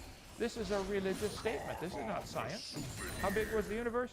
14 billion years ago, it was roughly 1,000,000 billion times smaller than a single atom. That's pretty small. Victor Stenger, Lawrence Krauss, and Sean Carroll have all redefined nothing such that it is not the absolute philosophical nothing that creationists believe in. That it is instead at least a vacuum state in a quantum field, which is actually something that could either be empty space, where at least space exists and energy can be stored according to laws of physics like general relativity, and the universe neither has nor necessarily needs a beginning, being infinite in both directions. Now, the concept of the singularity, as previously described, seems no longer in favor, I'm happy to say, though this is a recent change, and your references tend to be decades out of date. But if there was a cosmic inflation from a single event, where there was nothing, not even space-time, as had been previously opined, then, as I alluded before, that could well be a fourth spatial dimension inflating our three-dimensional space, or space-time, and that the source of all that material energy would be another source in the multiverse. So that even if we started with nothing, everything would still have come from somewhere else, being both something and eternal. In my favorite cosmological model, which again is always subject to updating, the new ideas or data come in, the universe doesn't have a beginning. It does not come into existence at a moment in time. It always existed. It looks different from moment to moment. And we are only observing a tiny part of it, so we don't even know what the whole thing looks like. But there's no need for an explanation to cause a beginning, something coming to existence out of nothing. It's tempting to go one step further and speculate the entire universe evolved from literally nothing. You just don't get it, do you, Mr. Nelson? This is religion. So when I say the evolution theory is religion, I am correct. It is something you believe in. It is not something you can demonstrate scientifically. I am correct, okay? Evolution is something that requires genes to have a change in genetic frequency. Whether the initial sources, you can go back to where they came from the Earth, where they came from stellar nuclear synthesis, where they came from the Big Bang. You can always go back where the elements came from, but we're not asking where the elements came from. Evolution does not depend on nor even relate to however the universe began. That doesn't matter, and I personally don't care how the universe came together, but I don't believe it came from nothing, regardless what your textbook said. Big Bang Theory. I typed up the words here for this one. Big Bang Theory is an effort to explain what happened at the very beginning of our universe. Discoveries in astronomy and physics have shown beyond a reasonable doubt that our universe did, in fact, have a beginning. I would agree with that. In the beginning, God created the heaven and the earth. Okay? Prior to that moment, there was nothing. I would agree with that too. During and after that moment, there was something, our universe. The Big Bang Theory is an effort to explain what happened during and after that moment. This is a religious belief. How did the Big Bang start? The first subatomic particles to be formed included protons, neutrons, and electrons, though simple atomic nuclei formed within the first 3 minutes after the Big Bang. This is, how could you possibly know such a thing? Oh, but thousands of years passed before the first electrically neutral atoms formed. They just make this stuff up, and people believe it. And it spun faster and faster. Yes, it was spinning around, and we cover all that on video number 1. History of the universe. You guys believe a dot of near nothing, or a dot of nothing in some cases, became everything today. Some people just don't get it. This is religious. See, you're doing it wrong. This is not how the umbrella works, okay? You're doing it wrong, all right? Science deals with things we can observe, test, and demonstrate. If you believe the Big Bang is part of science, you're doing science wrong. You don't get it. It's wrong. Secondly, there'd have to be chemical evolution. If the Big Bang Theory is true, it only would have produced hydrogen and maybe some helium or lithium or deuterium. Well, how do you get 92 elements? How do you get gold, silver, and platinum out of hydrogen gas? I would like to learn how to do that. I have to wonder how it is that you've been such an active anti-scientist since at least the 1980s, yet you've somehow never heard the astronomer Fred Hoyle's explanation of nucleosynthesis? Especially since Hoyle was a creationist, albeit of a uniquely loopy sort. You've even used variants of his anti-evolution arguments. Your frog in a blender is an adaptation of Hoyle's original tornado in a junkyard. But however irrational Hoyle was, he was the first to say what physicists now think is correct, that in the superheated furnace of a typical star, protons can be agitated with such velocity as to form an atomic bond upon collision. Thus, 2 hydrogens collide to produce helium, and a third to get lithium, and a fourth to get beryllium, and so on, adding protons and usually electrons and occasional neutrons until you get all the way up to iron. They'll say, well, fusion, you can fuse them in stars. You can't fuse past iron without enormous input of energy. And where's this energy coming from? To make elements heavier than iron requires a higher energy level, meaning even hotter temperatures that usually only occur when a star goes nova. After which, of course, all those elements explode out into debris across the cosmos to later form planets in accretion. How do you not already know this? Isn't this just a high school primer to chemistry? Well, maybe not in your church. Third theory of life's origin is known as chemical evolution. Chemical evolution, chemical evolution, chemical evolution. It is part of the theory, and it is a religious theory. You cannot know all the elements came from hydrogen gas. You don't know that. You can't even make it happen in the laboratory, let alone assume it happened in nature and prove it happened by itself. You believe it very strongly, but it's not part of observable, testable science. You just don't get it, do you? These elements, if the Big Bang produced hydrogen, how do you get these other elements, 92 naturally occurring plus the synthetic ones? It doesn't happen. Science is things we can observe. This big chemical evolution is not part of it. Notice that none of this should be confused with evolution. Hoyle hated evolution and Big Bang theory. In fact, he was the one to popularize the name Big Bang in an attempt to ridicule the notion of cosmic inflation. He would be furious if he were alive today to see you lump all these different theories together. If he heard you say that his theory and the Big Bang theory were both part of the theory of evolution, he would lose his mind if he hadn't already. Thirdly, stellar and planetary evolution. Nobody's ever seen a star or a planet form. Never. You mean nobody's ever seen that before earlier this year?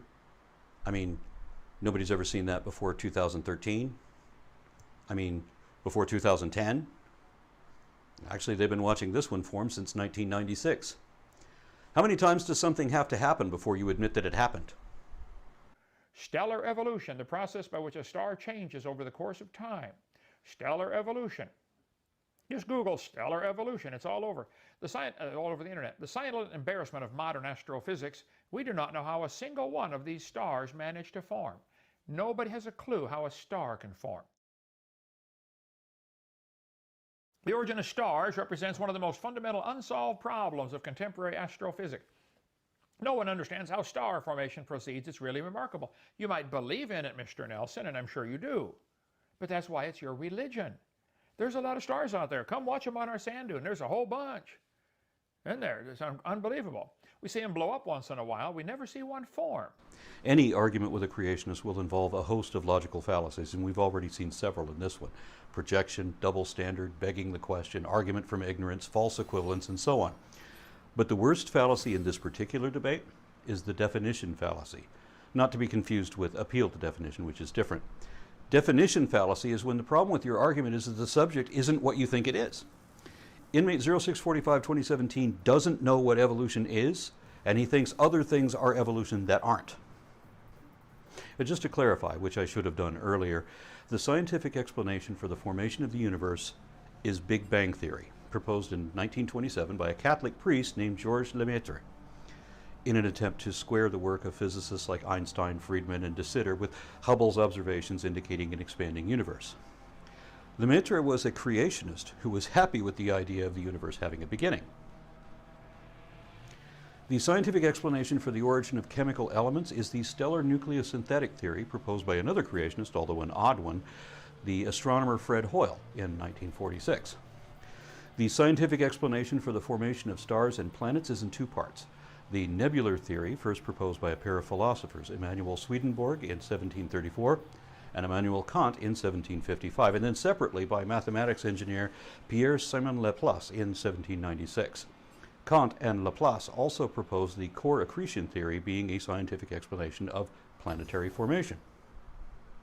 Every one of these scientific theories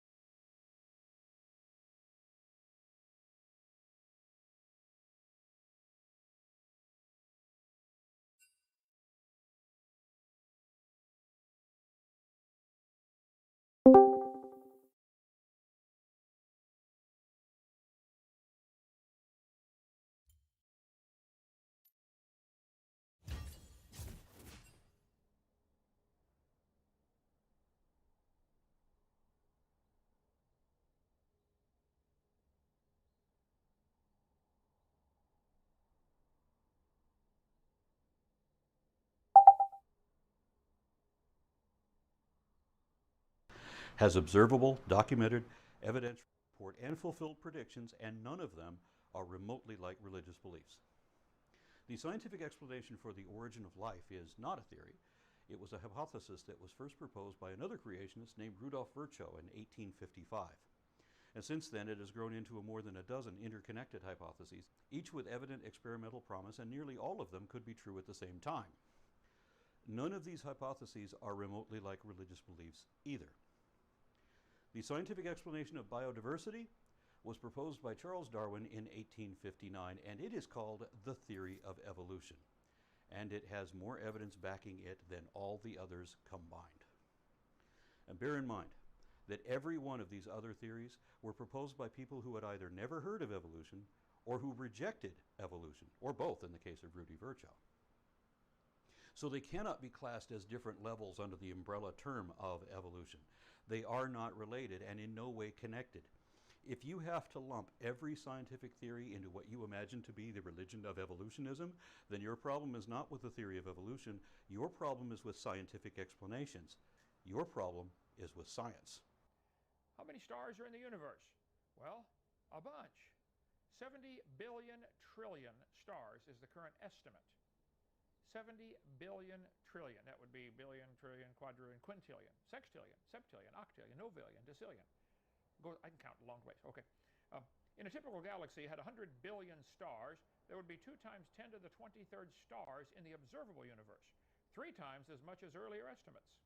But even this is still probably an underestimate.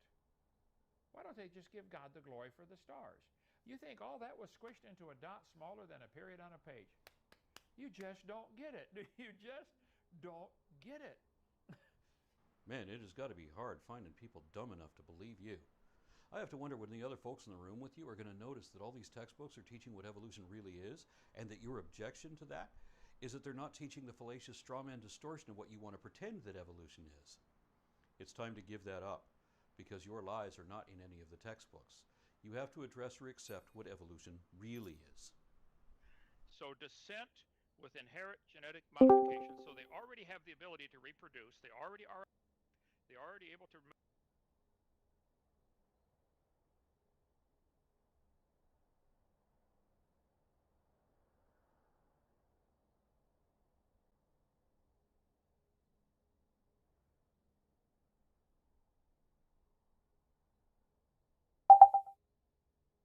Say what?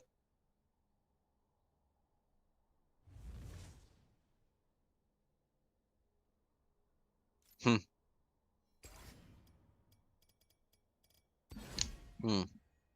How long have you been waiting for me? Oh, okay. Well, I was downstairs just talking to my mom about something. So, yeah, I just returned with a drink also. Oh, shit. All right. Ready to start something? Mm-hmm. Go.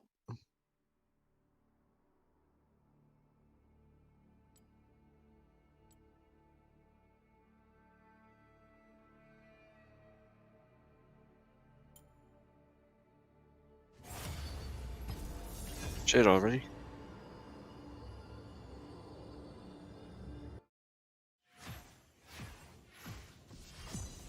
Is Bubba actually black or something, or? I don't think anyone here is black, eh? That's surprising.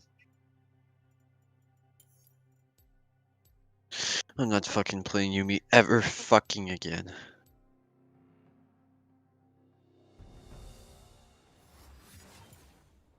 Wait, what? Are you serious?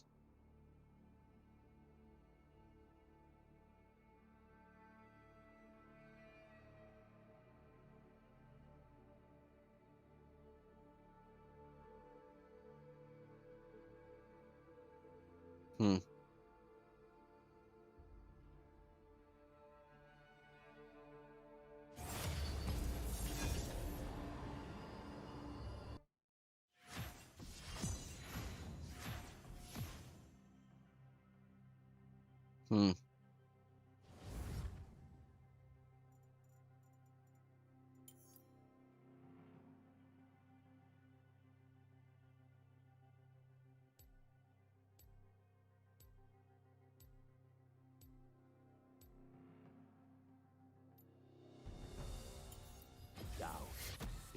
greatest enemy.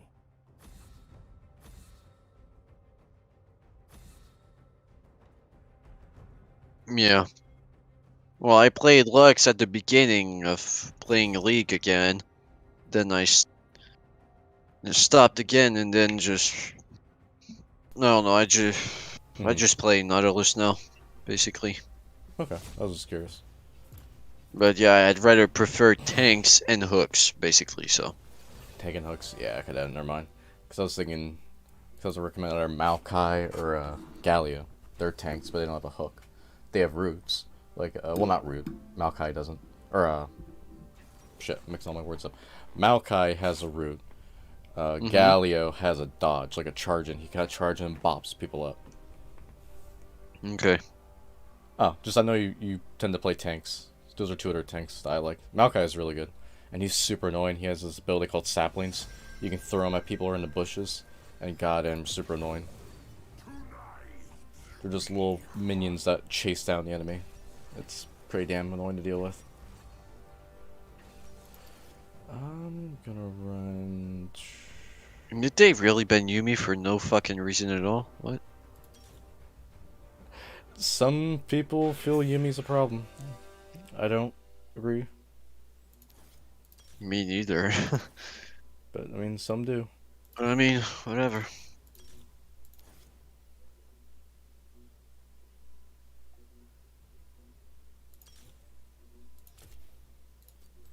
We gotta set up. I need to play Senna. I have not played her since the buff.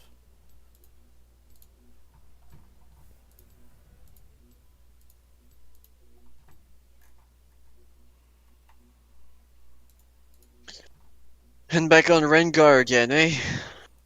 Yeah. Like I said, I had 2 good games with him before I went and got a shower, so I'll give him a shot.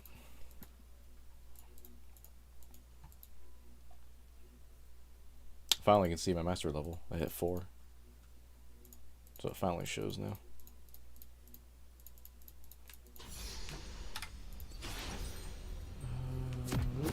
Where's Poro Fester? I mean, I don't need it, but where is it?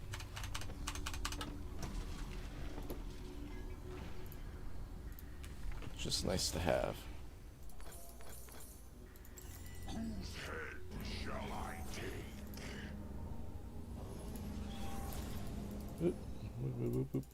Welcome to Summoner's Rift.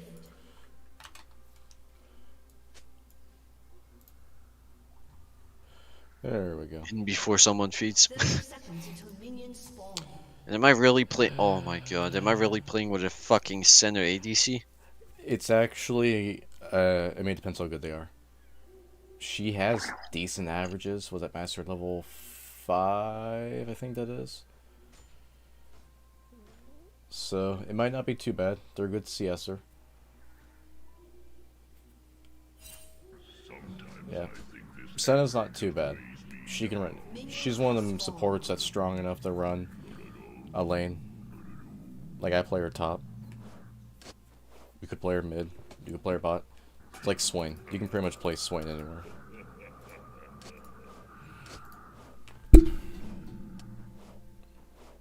So, as long as she plays it right, it'll be fine. She just gotta play it right.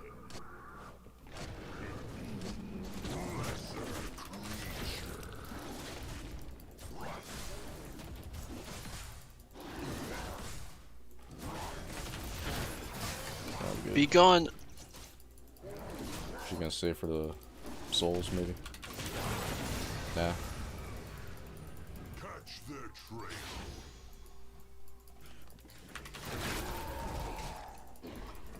Find the guilty.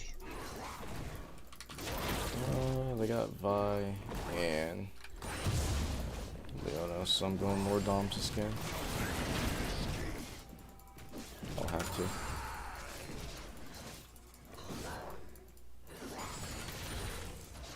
And we're against a fucking Leona and Sivir. Yeah, that's what I was saying. Quiet myself. And it's a Vi, so I'll have to go more Doms to penetrate their armor. Oh, great. Sick.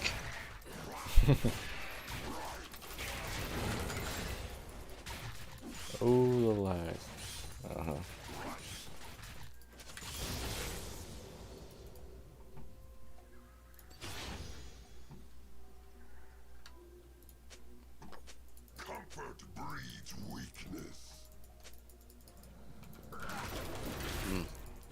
Yeah, it's kind of high. A little bit.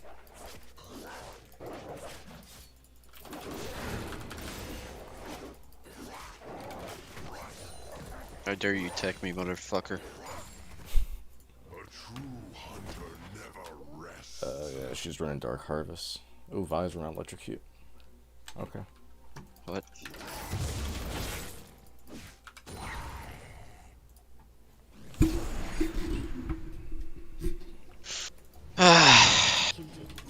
Really?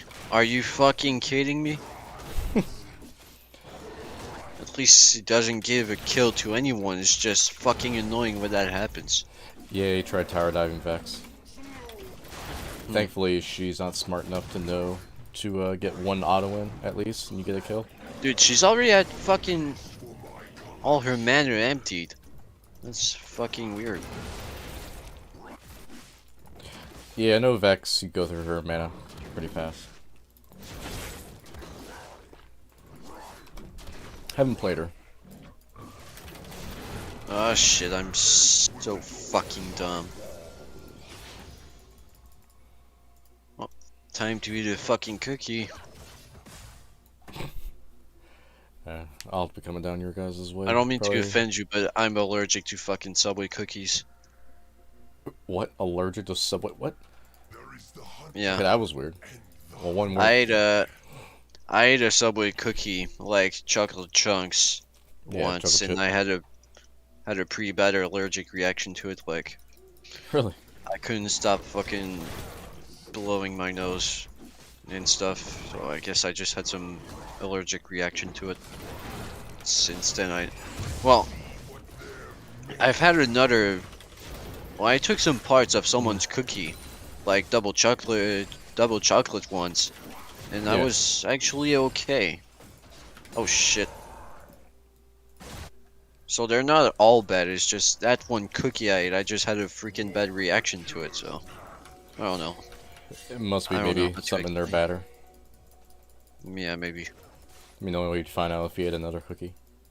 You sell a crispy chicken sandwich these times, like limited times?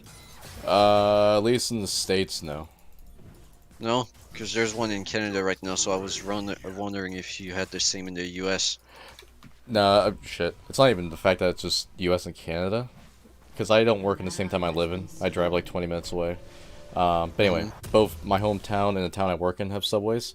The one in my hometown will have different stuff than the one that's 20 minutes away where I work.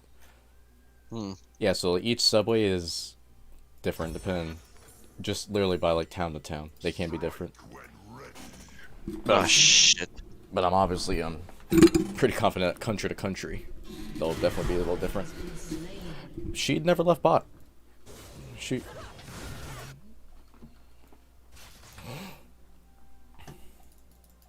I seek only the strongest. Alright. Well. Alright. Yeah, I'm gonna have to hope I can get fed this game. Oh, I shouldn't mean to smite that, damn it. Well, don't know if we get dragged now. Accidentally smited too, or accidentally. Yeah. Let me see if she's on it. Yep, she's going for it. She's trying to solo it. She had to run.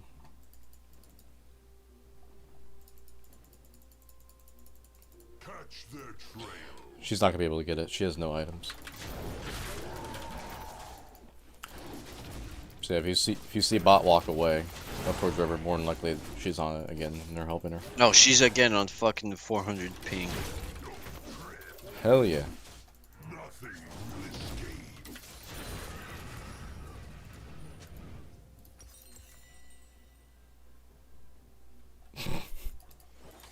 Of course, I'm trolling. I know. Nope, nope, nope, nope. Not doing it. Not doing it. Yes, and I'm waiting to get level 6 before I come gank you guys. Say, would you have a Sivir and Leona? That'd be very Besides, difficult. we suck ass on ADC right now. Well, on bot lane, on bot lane overall. I mean, considering you're going up against a Sivir, it's actually not that bad. All things considered.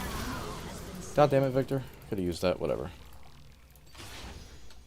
But, yeah, all things considered, Dude, you guys aren't that far fucking help behind. me! Don't you see I'm doing my best, Senna?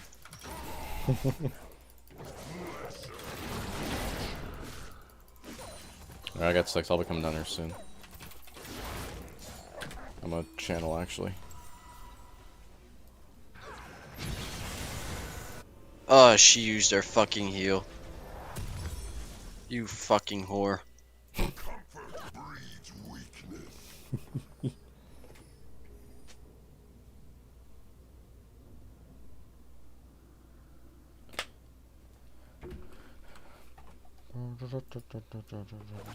Oh, I'll be outside. I'll clear my birds and then come. Dude, my abs fucking hurt. I haven't done exercise in a while. I haven't been to the gym in forever. And this time I had to do gym at home because with the esports team with Rocket League, we did to do like 30 minutes of exercises. And I had to do some like sit-ups, push-ups, burpees, etc. Oh, Do the that's chair, fun the shit. plank, and yeah, some kind of workout stuff. And it's Abs. at home. And while I was doing it, my mom just fucking bring me hot dogs for dinner. And I was like, dude, can I just please finish the workout so that I can eat the hot dogs and go wash my hands? Just, I like just that sentence. My mom brought me hot dogs for dinner. I don't know why I select that sentence. And there was a smell tube in between every exercise, and I just wanted to fucking eat the hot dog, but I did not want to fucking vomit it up after I, you know, yeah, jumped and did a push-up.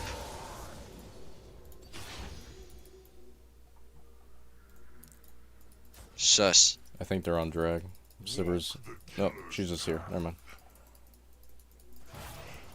And I missed it. How? No! I fucking exhausted the wrong guy. No, ulted. I mean, my bad. That's my fault. I shouldn't engage sooner. Watch out. We're getting ganked by Vex. Yep, I know.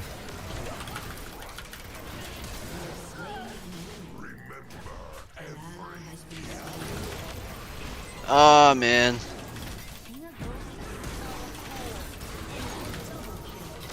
Get him. Get him, what? Nope. Oh, there we go. Get the Vex. Get the Vex. Get the Vex. No, Vi. Ah, bitch. Oh well. I'm 2-1 Okay, now. so who fed the Vex? Victor. Yeah. Really? You fucking whore. But didn't she get a double kill on us down here? She killed you. Yeah, I don't know. Did she kill Senna too? I don't quite remember. Yeah, I don't fucking know what happened. And whose Greg is supposed to be our top lane? Yeah, I don't know if I like that pick. I mean, he's doing well against Aurelia, surprisingly. But Aurelia shouldn't be doing that well. They're more smooth. I'm going drag, because Vi is up top.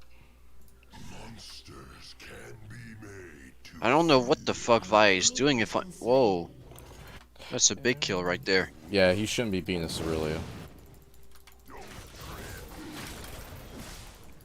At least I don't think he should be. Well, I mean, apart from the Victor, maybe we actually have a chance if we have a good Gragas. Well, yeah, he can help tank.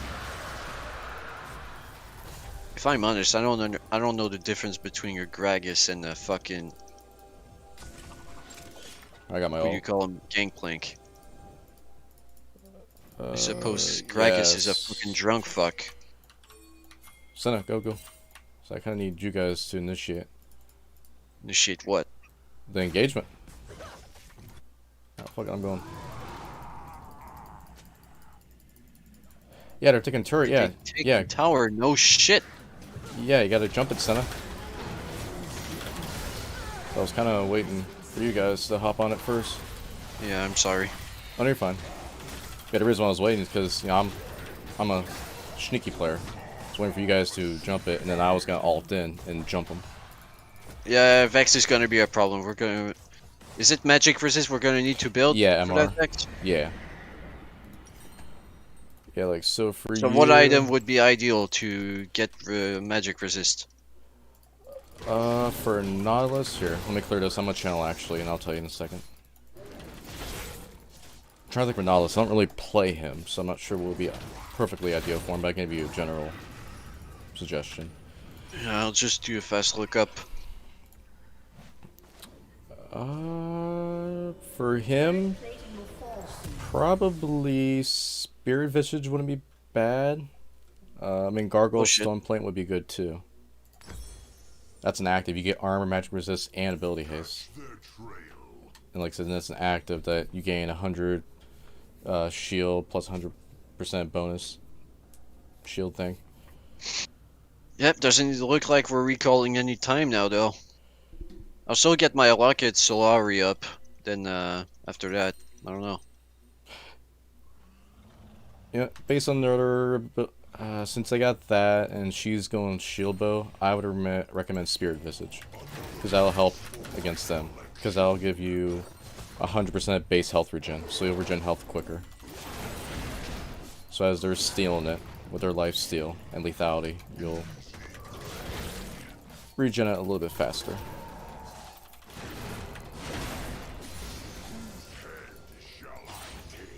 So I don't know if I'm gonna go magic resist myself. I might not. So I'm gonna rely just on purely burst damage. I'm surprised we haven't fucking recalled earlier. Yeah, Vi's coming too. Yeah, don't push up too far. Just stick where you guys are at. Yeah, she's sitting right there in the bush. I mean, if Vi, please use your pings for fuck's sake. Oh my god. Oh no, actually, yeah. Some down here. Wait to see what they do. Bad Vipers on our team. I'm brain dead.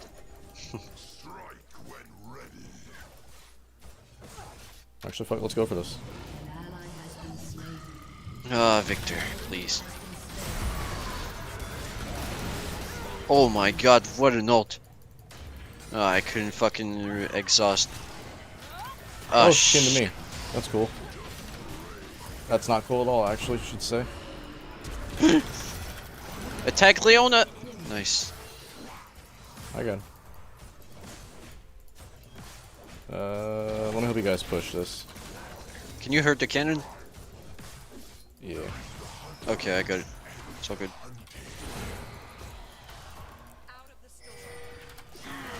Oh my. Oh, I was almost retarded there. That could have ended up real bad for me. I'm gonna channel. I'm too low to keep engaging.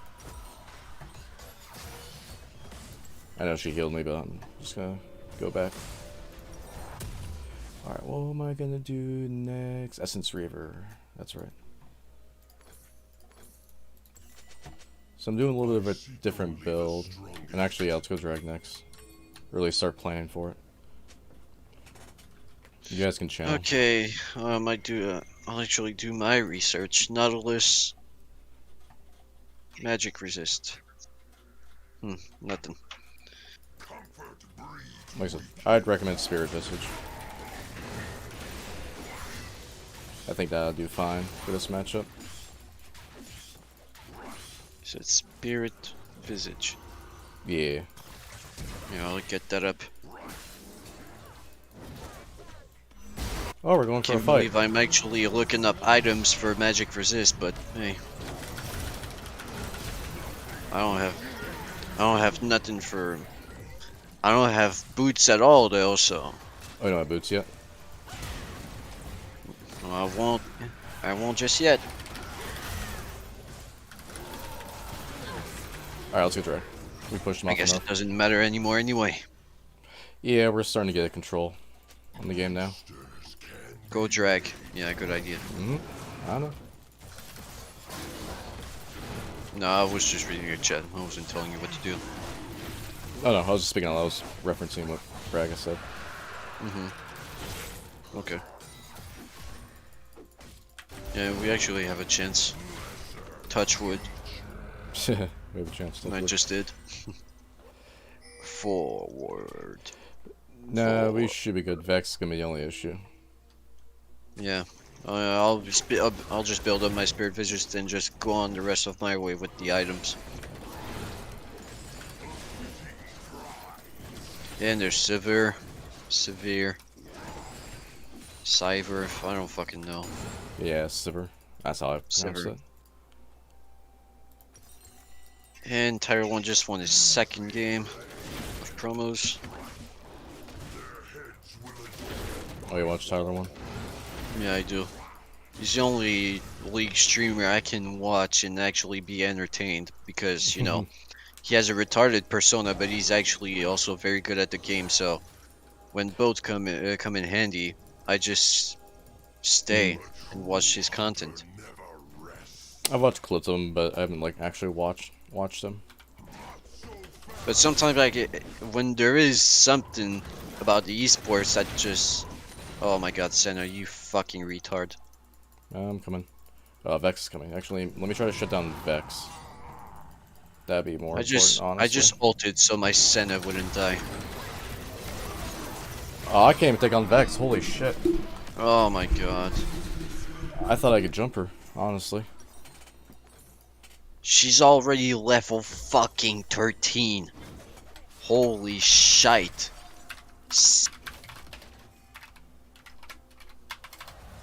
Whoa. Oh my God, yep. Oh shit, really? Nice. Holy shit, Victor. Yeah, Victor's really strong if you didn't know. Okay, so why are we still losing though? No, 15 versus 12? Okay, maybe there is control. We're not really losing. I'd say it's more even, if anything. Mm-hmm. Ah, shit. I need to learn to use those things. There's sort of plans that gets you vision on the other side jungle.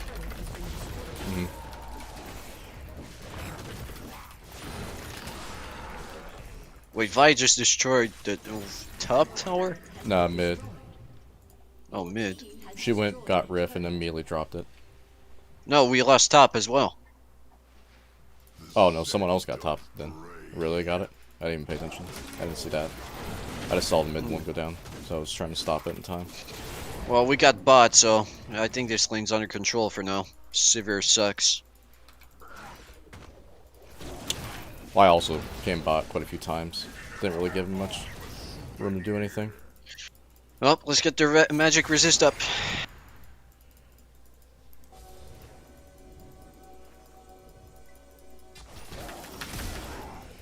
Oh, got a quick flash out of here. I'll take that. Could have gotten Force and Nature up as well, but I don't know.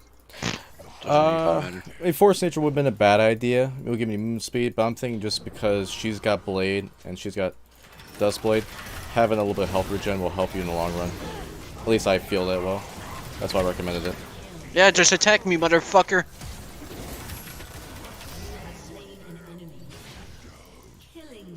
Let's get Baron. What are we doing? Baron. You. Top. Wait, what?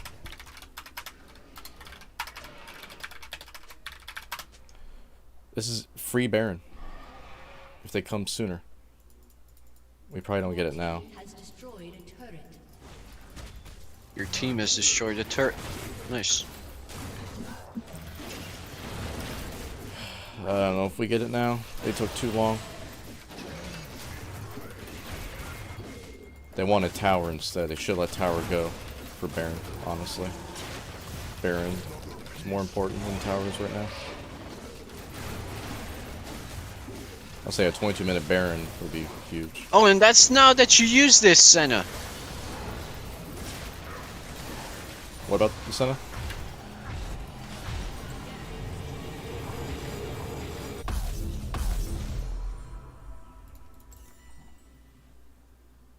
The thing, the circle where you get invisibility. Oh, Invincible. Yeah, her E. Invisible. She just now used it. I just now realized it. Holy shit. Well. Oh, what? You didn't know you could get in it? Is what you're trying to say?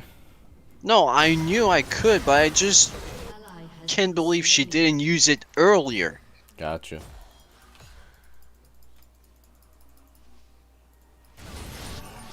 Like, it would have saved us a lot of times. She might have not died 2 times by the fucking dumb Sivir. Yeah, we lost the Drake, but I guess it's worth it.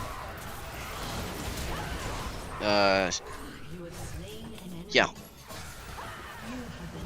The fight didn't go as well as I wanted it to, but I mean, I got a double out of it. I'm 6-3-8.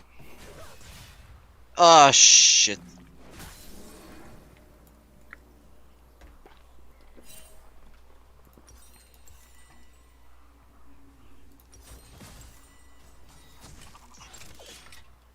I got all my 5 bonus kills.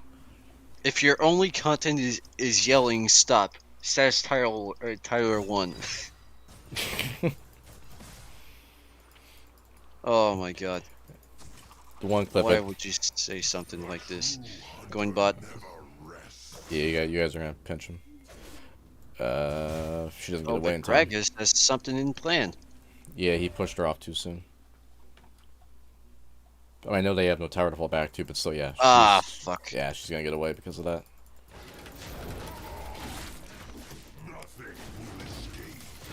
Don't, Gragas. I know you want to do it, but just don't. There is Vex. Vex is bot. Vex is bot.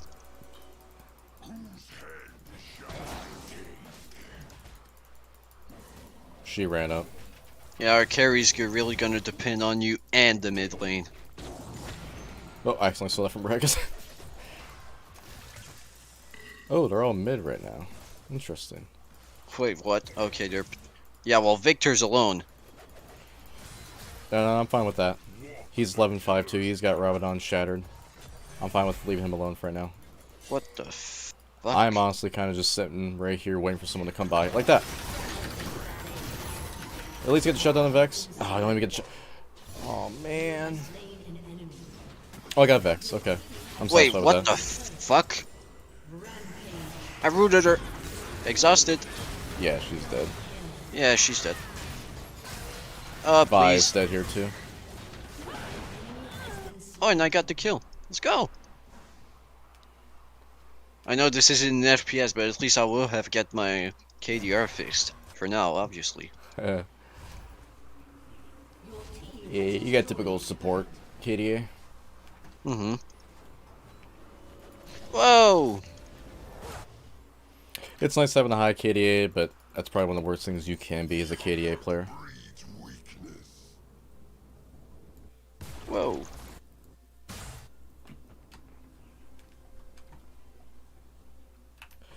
Yeah, I'm really digging this rune set I got going on. Liking this build, period.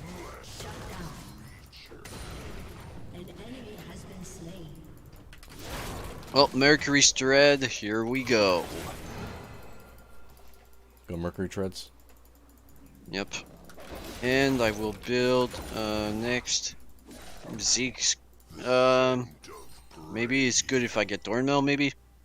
Thornmail, it would help with, yeah, won't be a bad idea. No, Zeke's Convergence then? What does Zeke's do again? I don't ever really remember using Zeke's. Amp Ally. I'd probably go Thornmail myself. Just because we got lifesteal, just said it was a lethality, bad everything. idea.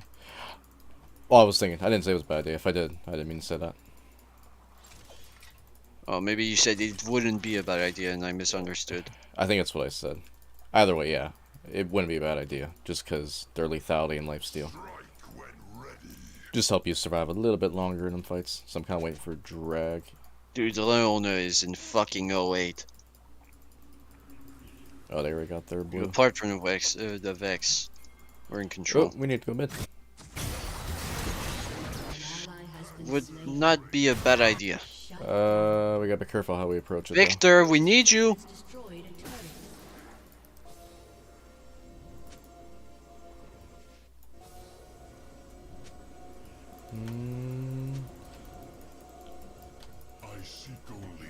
let's get drag.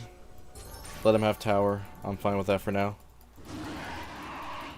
Because Vic's pushing bot. Dude, holy shit, Victor, you are a fucking madman. Yeah. Let him pressure bot. We get tower or drag. Get the soul point. Yeah, well, they're in our base and they're gonna break our inhib. We're going back now. Ah, shit. I am not fine with having lost our inhib though. It'll hurt. Hmm? I said it'll hurt, but I'm not really too concerned, to be honest with you. Yeah, I'm still not okay with it. Well, no, I think Victor should have channeled back there. Because he didn't get an inhib himself. So really, what was the point of him keep on pushing like that? I don't know what the fuck he attempted. Well, your turret has been destroyed. Which one? Bot. Oh, bot lane. Shot for Leona.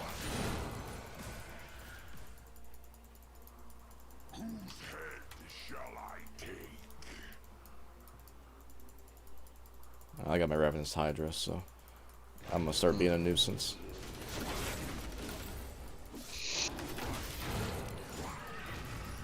Hopefully I can one-shot some people. Monsters can be made to fear. Yeah, mid push might not be bad here. Get one of their inhibs. And here they are. Oh boy. So we're fine. I still got my ult.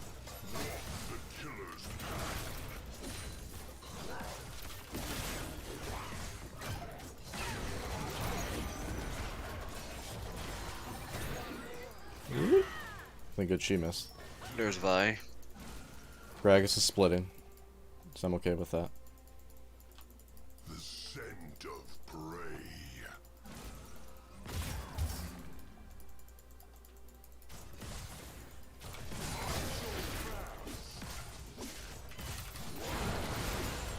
So I guess we just have to defend the lane until we manage to they're doing bot. Let's push. Let's get in him.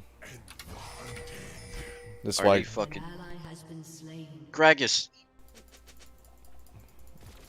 No, I'm okay with that.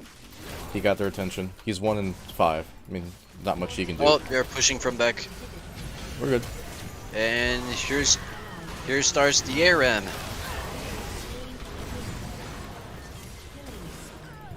I'm on the killing spree. Sheesh. Oh, Vex one-tapped me. But anyway, yeah, see, Greg said that was a good trade. Yeah, that was a good trade. I'm okay with that. Yes. It was. Vi's not even going armor. I think I need to go magic resist. Yeah, let me go this. Can get Baron just to push kind of a lot. Not just yet.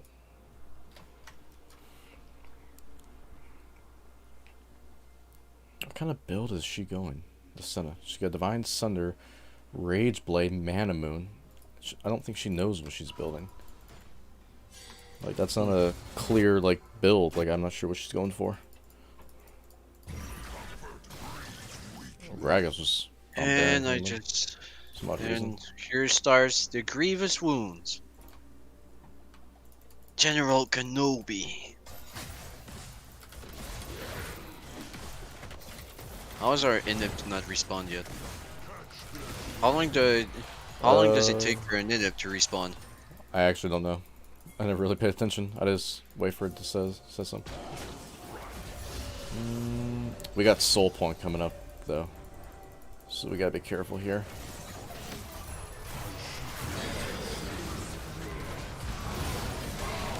Yeah, he's dead. Oh, Vex got shut down. Good shit. Yeah, get Baron. If we do it, if we get it, we win. You guys do Baron. No, we can do 2 and 1. 2 and 1. You guys stay with Baron. Dude. Victor, help. No. You guys Oh, stay they're on Baron. fighting. Perfect. Oh Vice shit, them. me. Yeah, you guys can get Baron while I do drag. No, fucking. No, please, retarded team. Solo. Whatever. Yeah, it's too late now. I'll see you guys should have started Baron right away when I started coming to drag.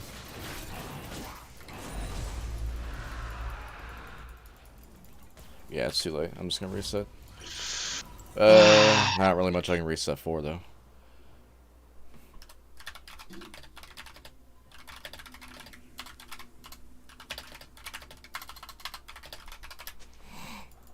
Monsters can be made to fall.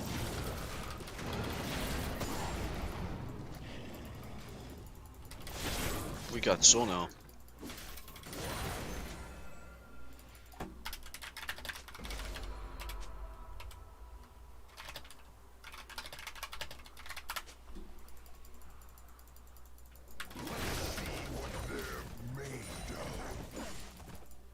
Whatever. What do you mean not? Yeah, that exactly is the point. 2 for 1. So? I don't think he realizes how much damage Victor does. I'm still fucking waiting on the team to get to fucking Baron. Yeah, we're not doing Baron now. Are they wanting us to fucking lose or some shit? Please get the Baron and stop feeding Gragas for fuck's sake. Yeah, we're not just doing. do the Baron burst. Oh, we're not doing it? No, Okay. we can't do Baron. Victor's getting jumped. Oh, this is retarded. Yep, fuck it, I'm going in. There's Vex down. That wasn't much needed. Alright, now. Nice. Now. Now Baron. Now Baron. Now Baron. Yeah, now I want to go Baron. Why are you going in? Why are you going in? They were all like half health. I knew I could at least get one of them for sure. Fuck. Dude, Gragas, are you fucking stupid? Yeah, I know she's alive. But I'm not worried about it.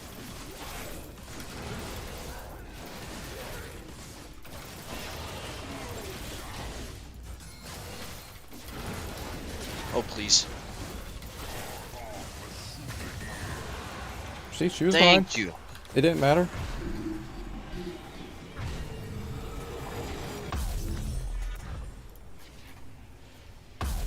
Yeah, people make this game harder than it needs to be, I'll tell you.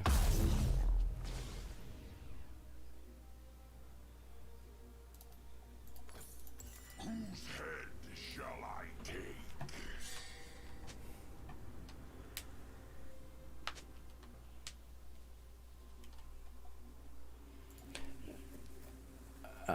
There's one good guy I watch. He does league coaching. Now, I don't think I'd ever buy coaching, so I don't care that much about league to actually pay someone to coach me. But anyway, I like watching him because I've learned from him. And one of the big things he's kind of taught me is that league is a race.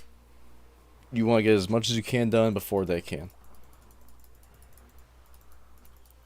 So like I said, in that situation back there, there was absolutely no reason why you guys But couldn't can we have gotten decide where we go now? Because, holy shit.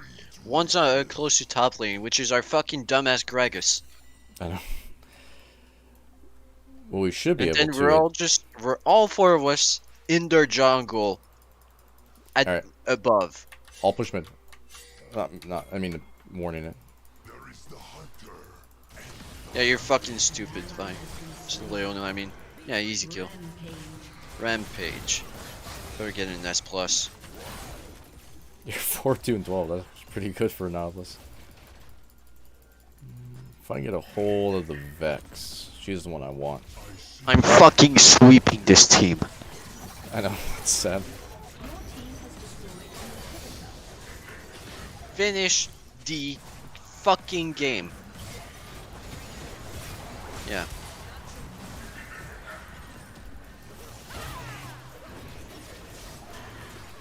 Gragus, are you fucking lost right now? Or am I just tripping? He's just always dead. That's what it is. Yeah, he's just fucking feeding. No, we're not going top. We're in the base, you fucking retard. Yeah, I don't really have any interest in going top right now. Your team has destroyed an inhibitor. And we just destroyed another inhib.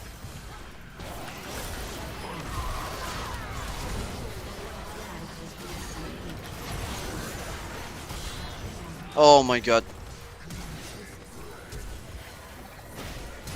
Dude, no fucking way. Yeah, I'm not sure what Victor was doing there.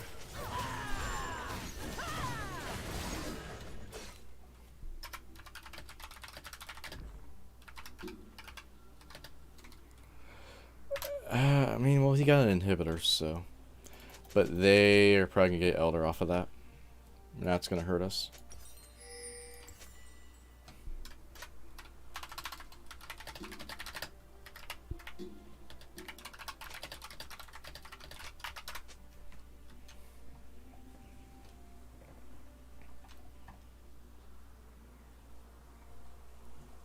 And they're in our base.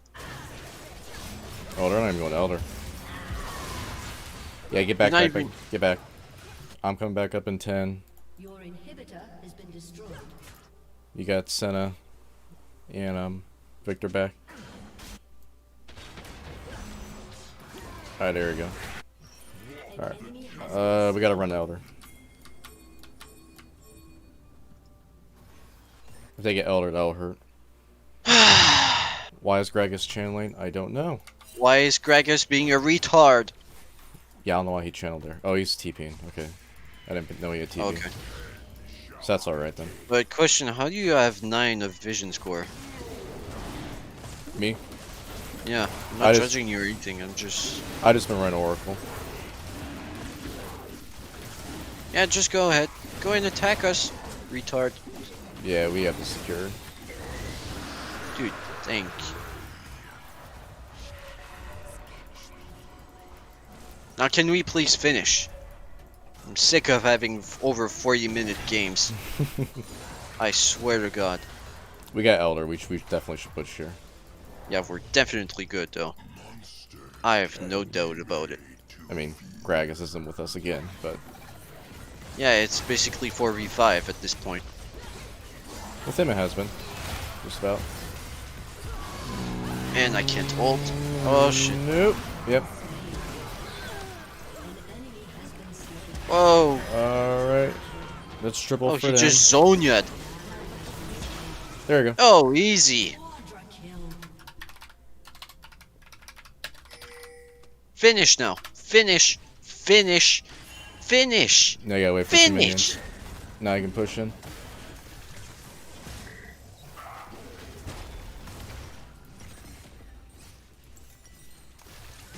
Finish. Yeah, there we go.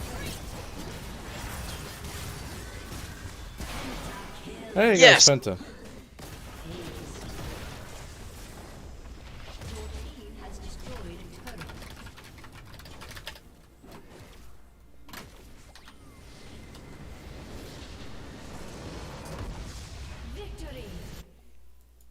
Let's go. Yeah, that Gragas does not impress me whatsoever.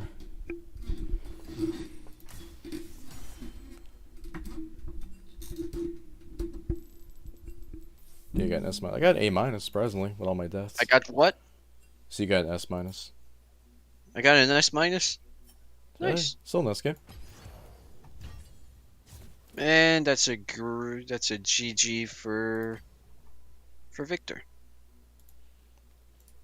Like I said, Victor's, with the recent items that came out, Victor's very strong.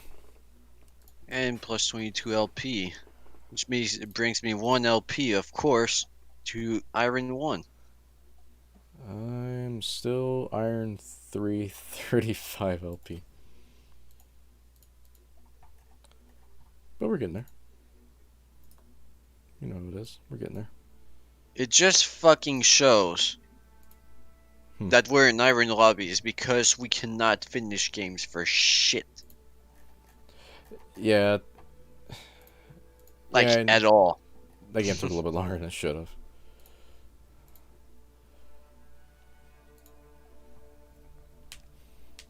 Greg, if he was more involved and tanked when he should have, it would have been over sooner. He just wasn't there when we needed him, simply.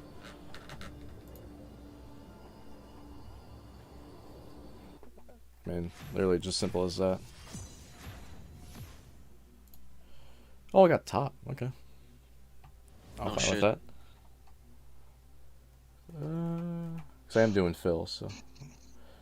Might run Yorick. I'll see who they ban and what their top is.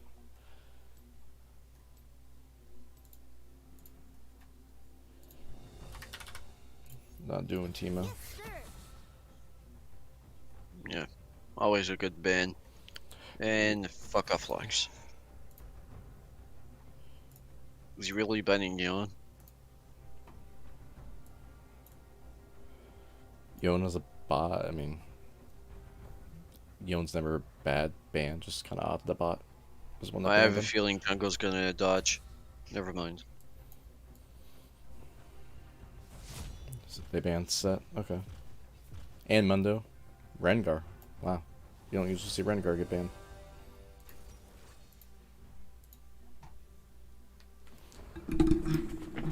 Oh, I could see their top laner. Because he's picking first on their team.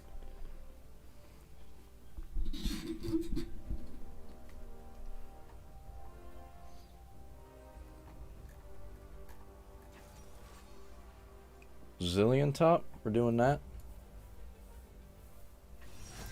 Yeah, we're doing Zillion top. So I need range to poke at him. And... oh shit, where is it? She counters him and has range. No one fights alone in the mist. Seems odd, but it's what we're gonna do. So we're going precision. Yeah, I'll go Fleet. Fleet's actually really good with her. Yeah, I'll go that. Attack speed.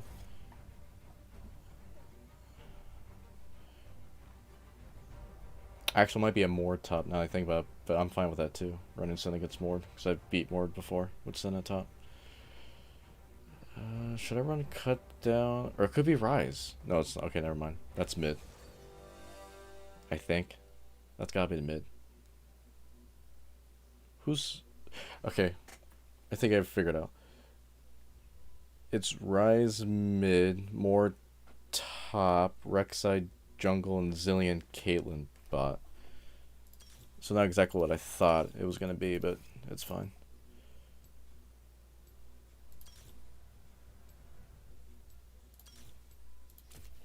I'll go with precision. I'll go with these runes. That's whatever.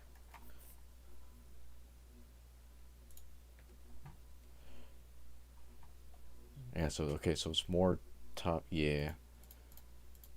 That's fine. I'm still fine with this matchup. He's around Conquer and Resolve.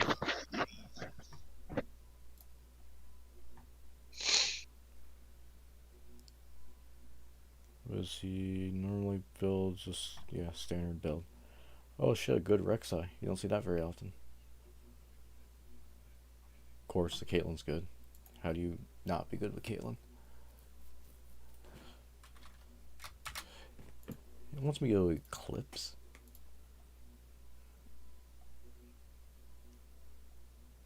Nah, I'm not doing Eclipse. So you're in Ohio, right? Yeah. Bengals or Browns? I'd probably have to say Browns. I'm not really big on either, but I'm like an hour from Cleveland, so. So Okay. if I had to pick, I guess I would go to Browns. I mean, the Bengals are still in the playoffs. Well, they're in the championship, AFC, I believe. Yeah. If the Super Bowl ends up being fucking Bengals and Rams, it'll be such a heart-wrenching decision. Why? because I want Matthew Stafford to win a Super Bowl, but I don't like the Rams either. Oh. Like, the man deserves to win a Super Bowl after being stuck for like at least 10 years with the fucking Detroit Lions. Yeah. Are you kidding me, Mord? Alright, the Mord's cheesing me. And yes, I watch a lot of football, even if I'm Canadian and I'm supposed to watch hockey. Yeah, that's what I thought Canadians were hockey. So Yeah, you watch it more well, than I it do. is still well, it'll always be hockey for me, but football's got a special place in Formula One. I like the NBA, but I don't like watching entire games of NBA. And baseball just seems repetitive, but I know it's like a fucking classic sport, so. It's considered America's pastime. I don't like baseball. I like watching it, like going to the game. Yeah, I get that. If we still had that our baseball team in Montreal, I would definitely go up to the Olympic Stadium and watch them in Montreal. But no, they've moved to Washington in 04 and became the Nationals. Oh, really? I didn't know that. Yep. Yeah, I don't follow baseball, so I didn't know that. I mean, I know you have the Toronto Blue Jays. Yeah, Vladimir Guerrero. Amazing. He plays player. for him? I didn't even know that. And who's our... Oh, Tristana is mid. Got a mid Tris. I mean, Yep. And I'm with a... Oh, MF is my ADC anyway, so... Oh, nice. Well, yeah, against the Rise, she's got better engage. I mean, I haven't played Rise at all, but I just know that matchup, she's got the better engage on that one. So yeah, she'll win that matchup. At least early game. Oof. Close one. Ooh, Fleet Footwork came in handy there. Shit.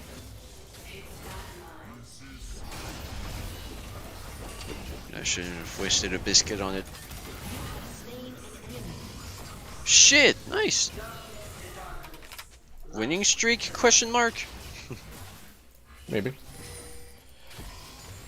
I mean, we'll see how it goes. But I already told you, last time I did this, I went sending a Mord, and yeah, I won the top. Oh no, I'm dead. I got fed. Not even? Why'd you flash on that, MF? Shite. Mord said GG, would someone leave? Or they just given up already? Oh boy, I hope he's not inting. Shit, I don't care. This is ranked. That helps us. Yeah.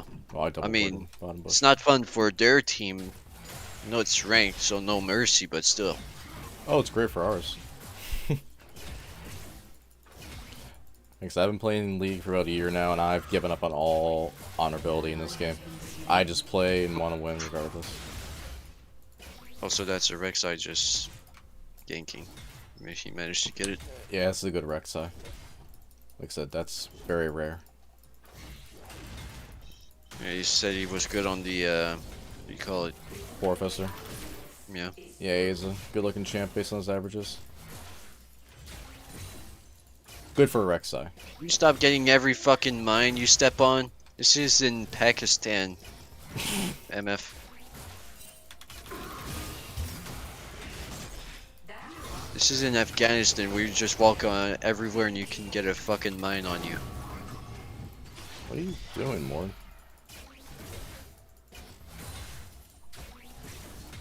What do you mean, Mord? Mord. Oh. No, I was just speaking out. I'm like, I'm not sure what he's doing. Like, what his goal is here. Ah.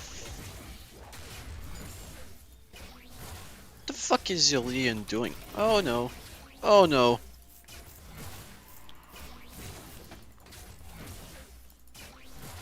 Her fucking sniper is annoying me. Yeah, Kaylin. Yeah, like I said, she's super strong right now. So pretty much if I'm ever going to play ADC, I'm probably going to always ban her.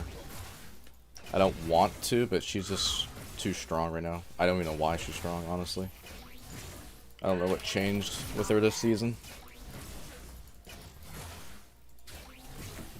She's just definitely the meta right now for ADC. Oh shit. Oh, Tristan is going mid. Bot, I mean. Oh no. An enemy has been slain. You guys will Run, be fine. Tristana. You guys are fine. I was gonna throw my ult down there, but you guys are fine.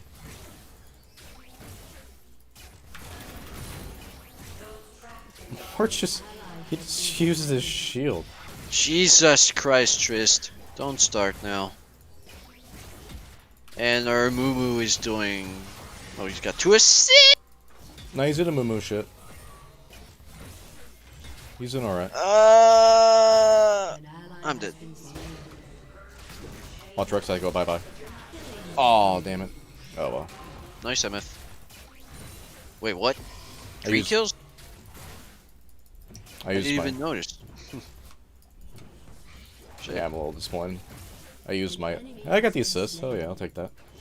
I used my ult, threw it down there, and I just missed the Rek'Sai kill.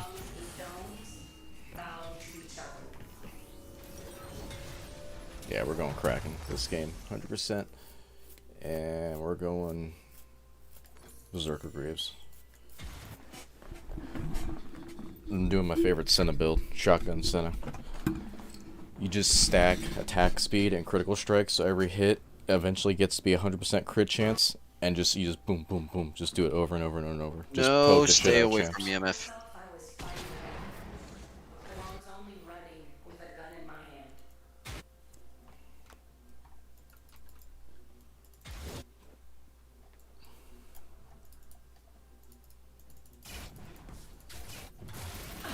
Kidding me? An ally has been slain. Oh no. I trolled. I trolled. I trolled. I trolled. I don't have my ult to save you. You're gonna get away in time.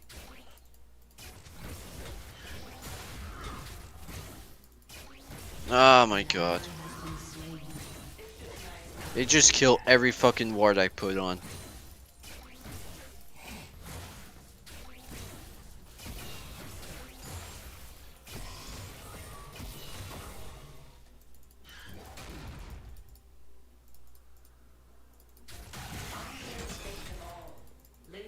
Zillions are getting annoying. Yeah, he's super annoying. I thought he was playing him top, because you can do Zillion top. It's funky, but you can do it. Please. Leave me something, MF. Fuck. That flash was probably not the best choice, but whatever. Is what it is now.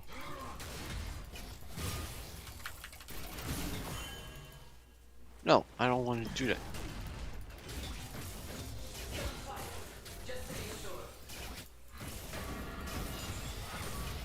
Why does he keep on hitting his shield so early? It's kind of a dumbass move, honestly. Of course you would, eh? Yeah, his Rek'Sai's good.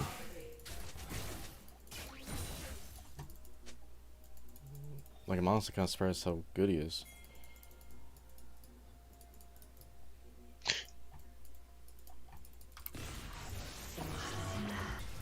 It's the first time I just used my Q to just evade from an attack. Ah, damn. She ulted. Or he ulted Triss.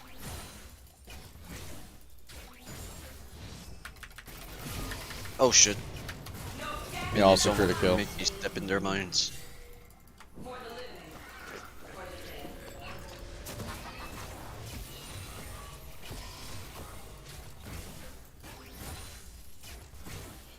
Z can res. Yeah, his ult will res Caitlyn if she dies. Caps. Yeah, so they can be aggressive. Shit. Yeah, it's pretty damn annoying. To say the least. Are we ever gonna do drag? Let's not realize that. Yeah, I just realized no one's did it either. Yeah, Rek'Sai hasn't gone near it. Mumu's trying to get Rift.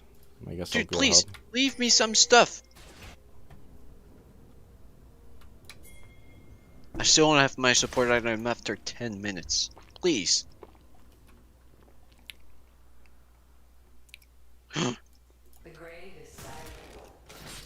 Oh shit. Oh yeah, that's not good. It's all good.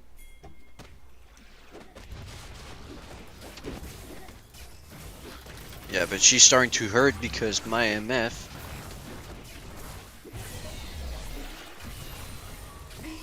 Oh shit, he just rezzed himself! Okay, I didn't know he could ult himself. That I did not know. Not many people play Zillion, so I did not know that.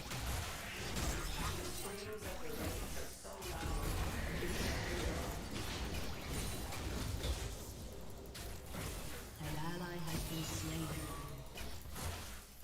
Enemy double kill. Well, that's Dude, not please. good. Anyone low? Oh no, my ult, damn. Never mind. I can't even try it.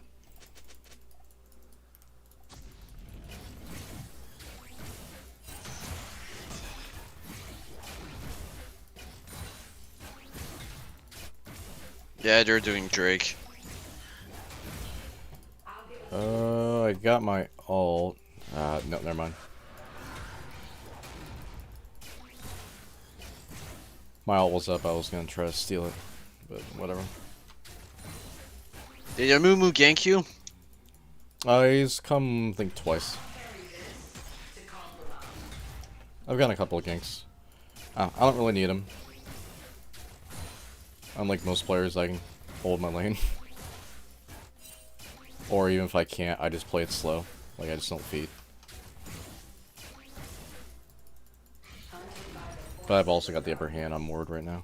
He's got more CS. But I got 2 kills.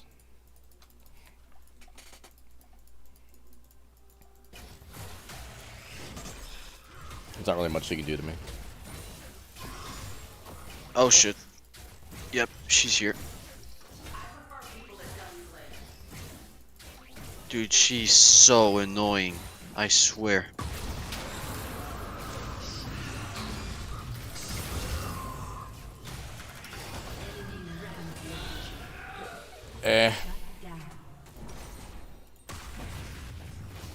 That's fine, I gave the kill to Mord instead of Rek'Sai. Not much I can do about that. They both jumped me. Oh my god.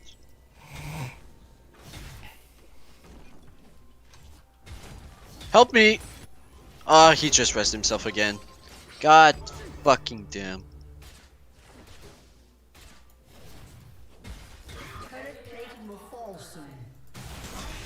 Yeah, they're taking my top lane. My top lane's gone. Nothing I can do about that. Ooh, just not gone yet. He just rested himself twice.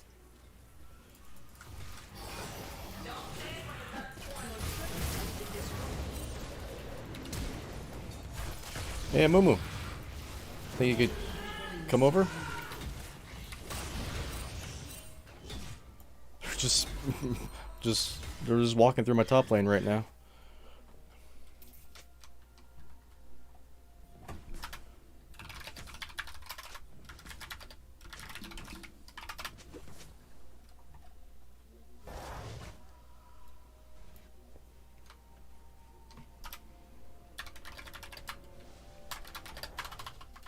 To be reborn. Am I still me? Your turret has been destroyed.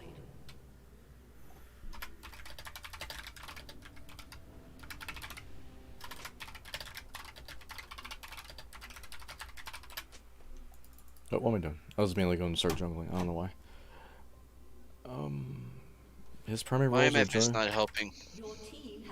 She's always taking the minutes I try to kill so I cannot get my support item. Yeah, that's not gonna help. And they just destroyed my tower as well. Our tower, I mean.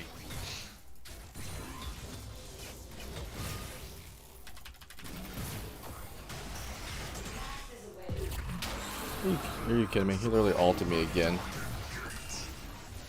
Still so fucking winnable. But our Tristana just died. Like, holy shit, how did this game just begin so bad, so good to get so bad so fast? Well, it's also that Mumu did not respond when he needed to. They were literally pushing in my bot tower, and he didn't show any effort whatsoever to help stop it. He's like, just step back. Just let him have tower for free.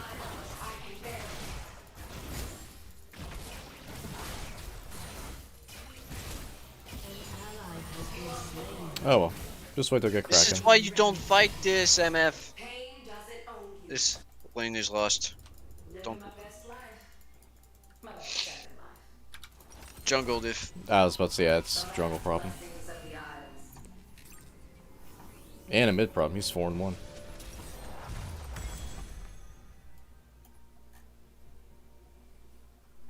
Yeah, we need this Drake.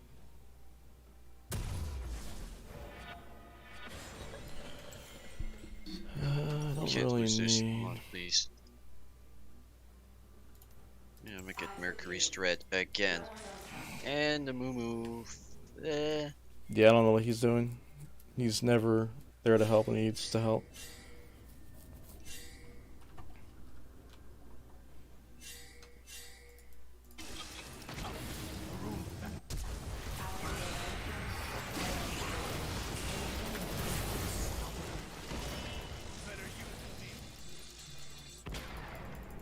Let me give you a hug.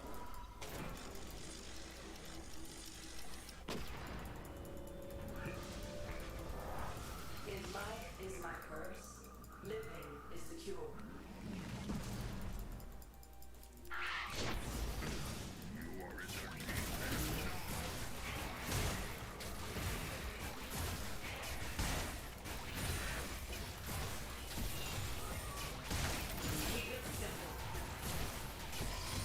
Yep.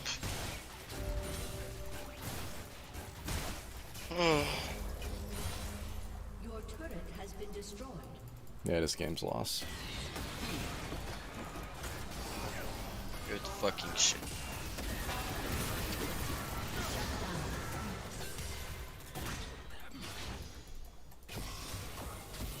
I don't know if it's just here, but this game is lost. I mean, still. Maybe it's still winnable. I don't know. I don't know.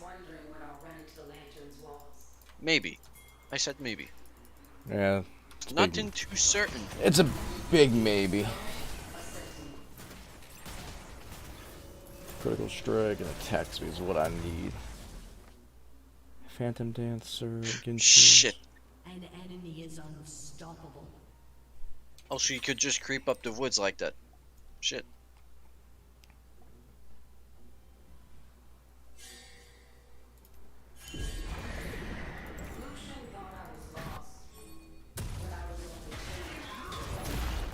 Your turret has been destroyed.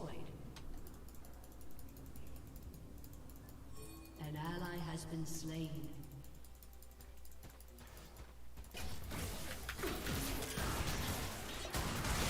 Three bot. Right. And we just lost our second bot tower. Mm-hmm.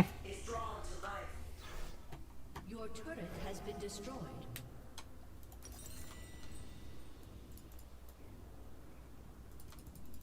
Always dark on the horizon if you only look up during storms.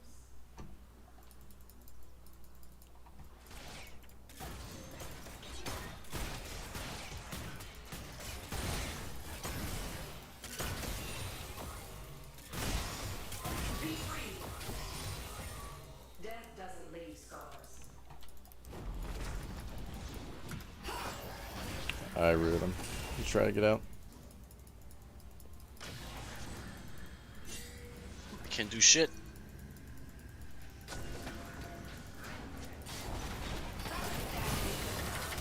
Oh shit. Well, there is more. It's all down, and I'm gonna flash out of it so you don't get hit with it. An ally has been slain.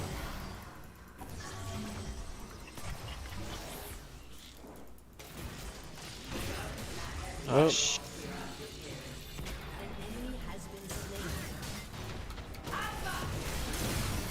oh shit. And another res. There we go again. I rooted them though. There we go. There we go. God damn. I can't fathom how bad, good that Tristana began. And she fell down from grace like that. Like, wow. Yeah, she did cool at the start. This Mumu's never really done well. This entire game, not really. So that's our jungle's fault if Tristana's bad? Well, actually, no, Jungle's got good averages. Well, they both have good averages. They just didn't do well this game. Well, whatever. You said Rek'Sai was good and he's proven it. Yeah, that's what I said. His averages showed it. I'm just fucking sick of dying to stupid Zillion. Yeah, he's one nasty son of a bitch, honestly. Annoying as shit. And I never see anyone play him. Yeah, he doesn't get a lot of play. Ah, shit, they're all at Baron. I remember my nightmares. Wish I could remember to dream. Tell me if I need to engage. Because I'm not engaging. At all. Man, this is Unless you say otherwise. this is a tricky engage here. Rek'Sai's coming behind us. Ah, Jesus Christ. Oh, shit. No, Rek'Sai's above us. Amumu, stay away. Yeah, please stay away from us. Thank you. I don't know which one they're doing first. I think they're doing Drake first. We need to fucking get our asses moving now. Because they're absolutely there. Yeah, they're doing Drake first, yep. I just got hit. And it hurt a lot. Yep, we're all dead. Hey, what? Should we kill more here? I'm not dead.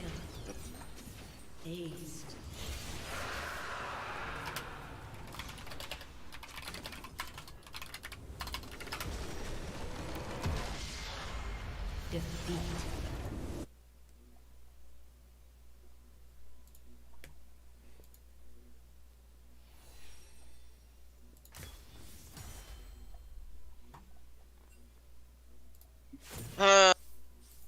Yep. 17 LP. Gone.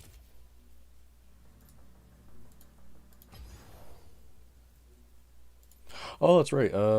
Rank's out. They're doing maintenance. Oh shit, you serious? Yeah. Yeah, it's disabled.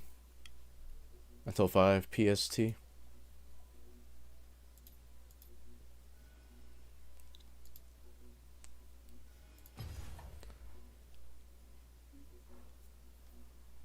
Well, do you want to just do draft, or are you done? I'm done. Done for tonight? Yep. That's fine. I probably should be too. It's actually, oh shit, it's 5. Yeah, I'll be done for tonight too. I didn't realize it was 5. I thought it was still like 3 or 4. How often do you do those maintenances? They've been doing it more frequently. I mean, I haven't really, like, kept a track, like, paid attention. But they've been doing a lot more lately. I can tell you that much. Okay. And Tyra 1 just got Master. For a support challenge. Nice. Wait, what do you do? No, he just Master? needs the GM and then Challenger. Hmm? You say he did it support? Yeah, he got Master in his support challenge. Support But now challenge? he's support. He's trying to get Challenger on support. Gotcha.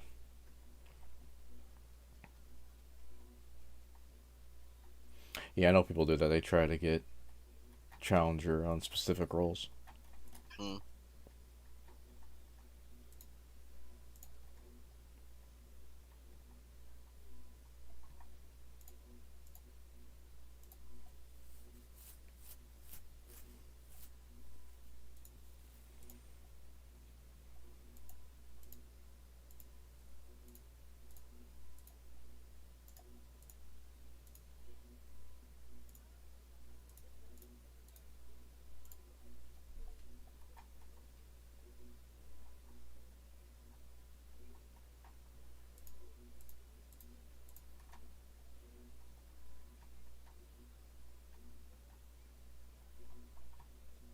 feels like they maintain it a lot also, for some reason.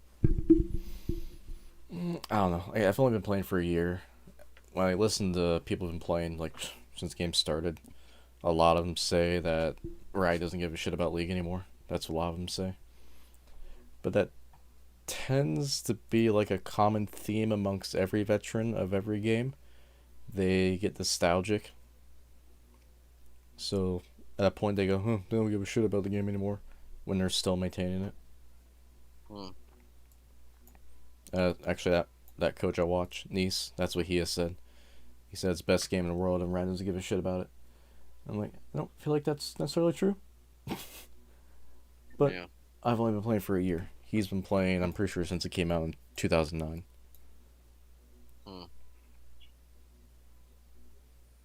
Has it been that long? Because we're on season 12. So I started beginning of season 11.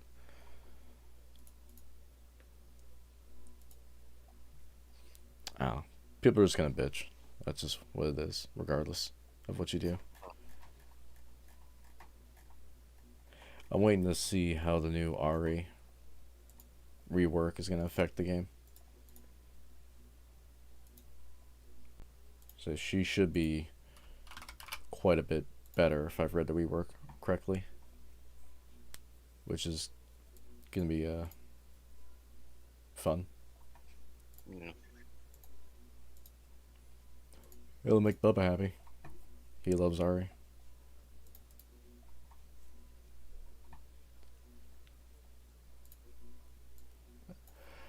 Alright, so I'm going to hop off then.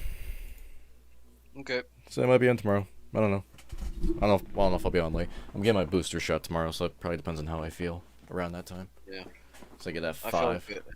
I felt okay after getting my booster. Yeah, my brother said he felt fine. I mean, he did get a little fever and chills and stuff, but he also got his flu shot at the same time.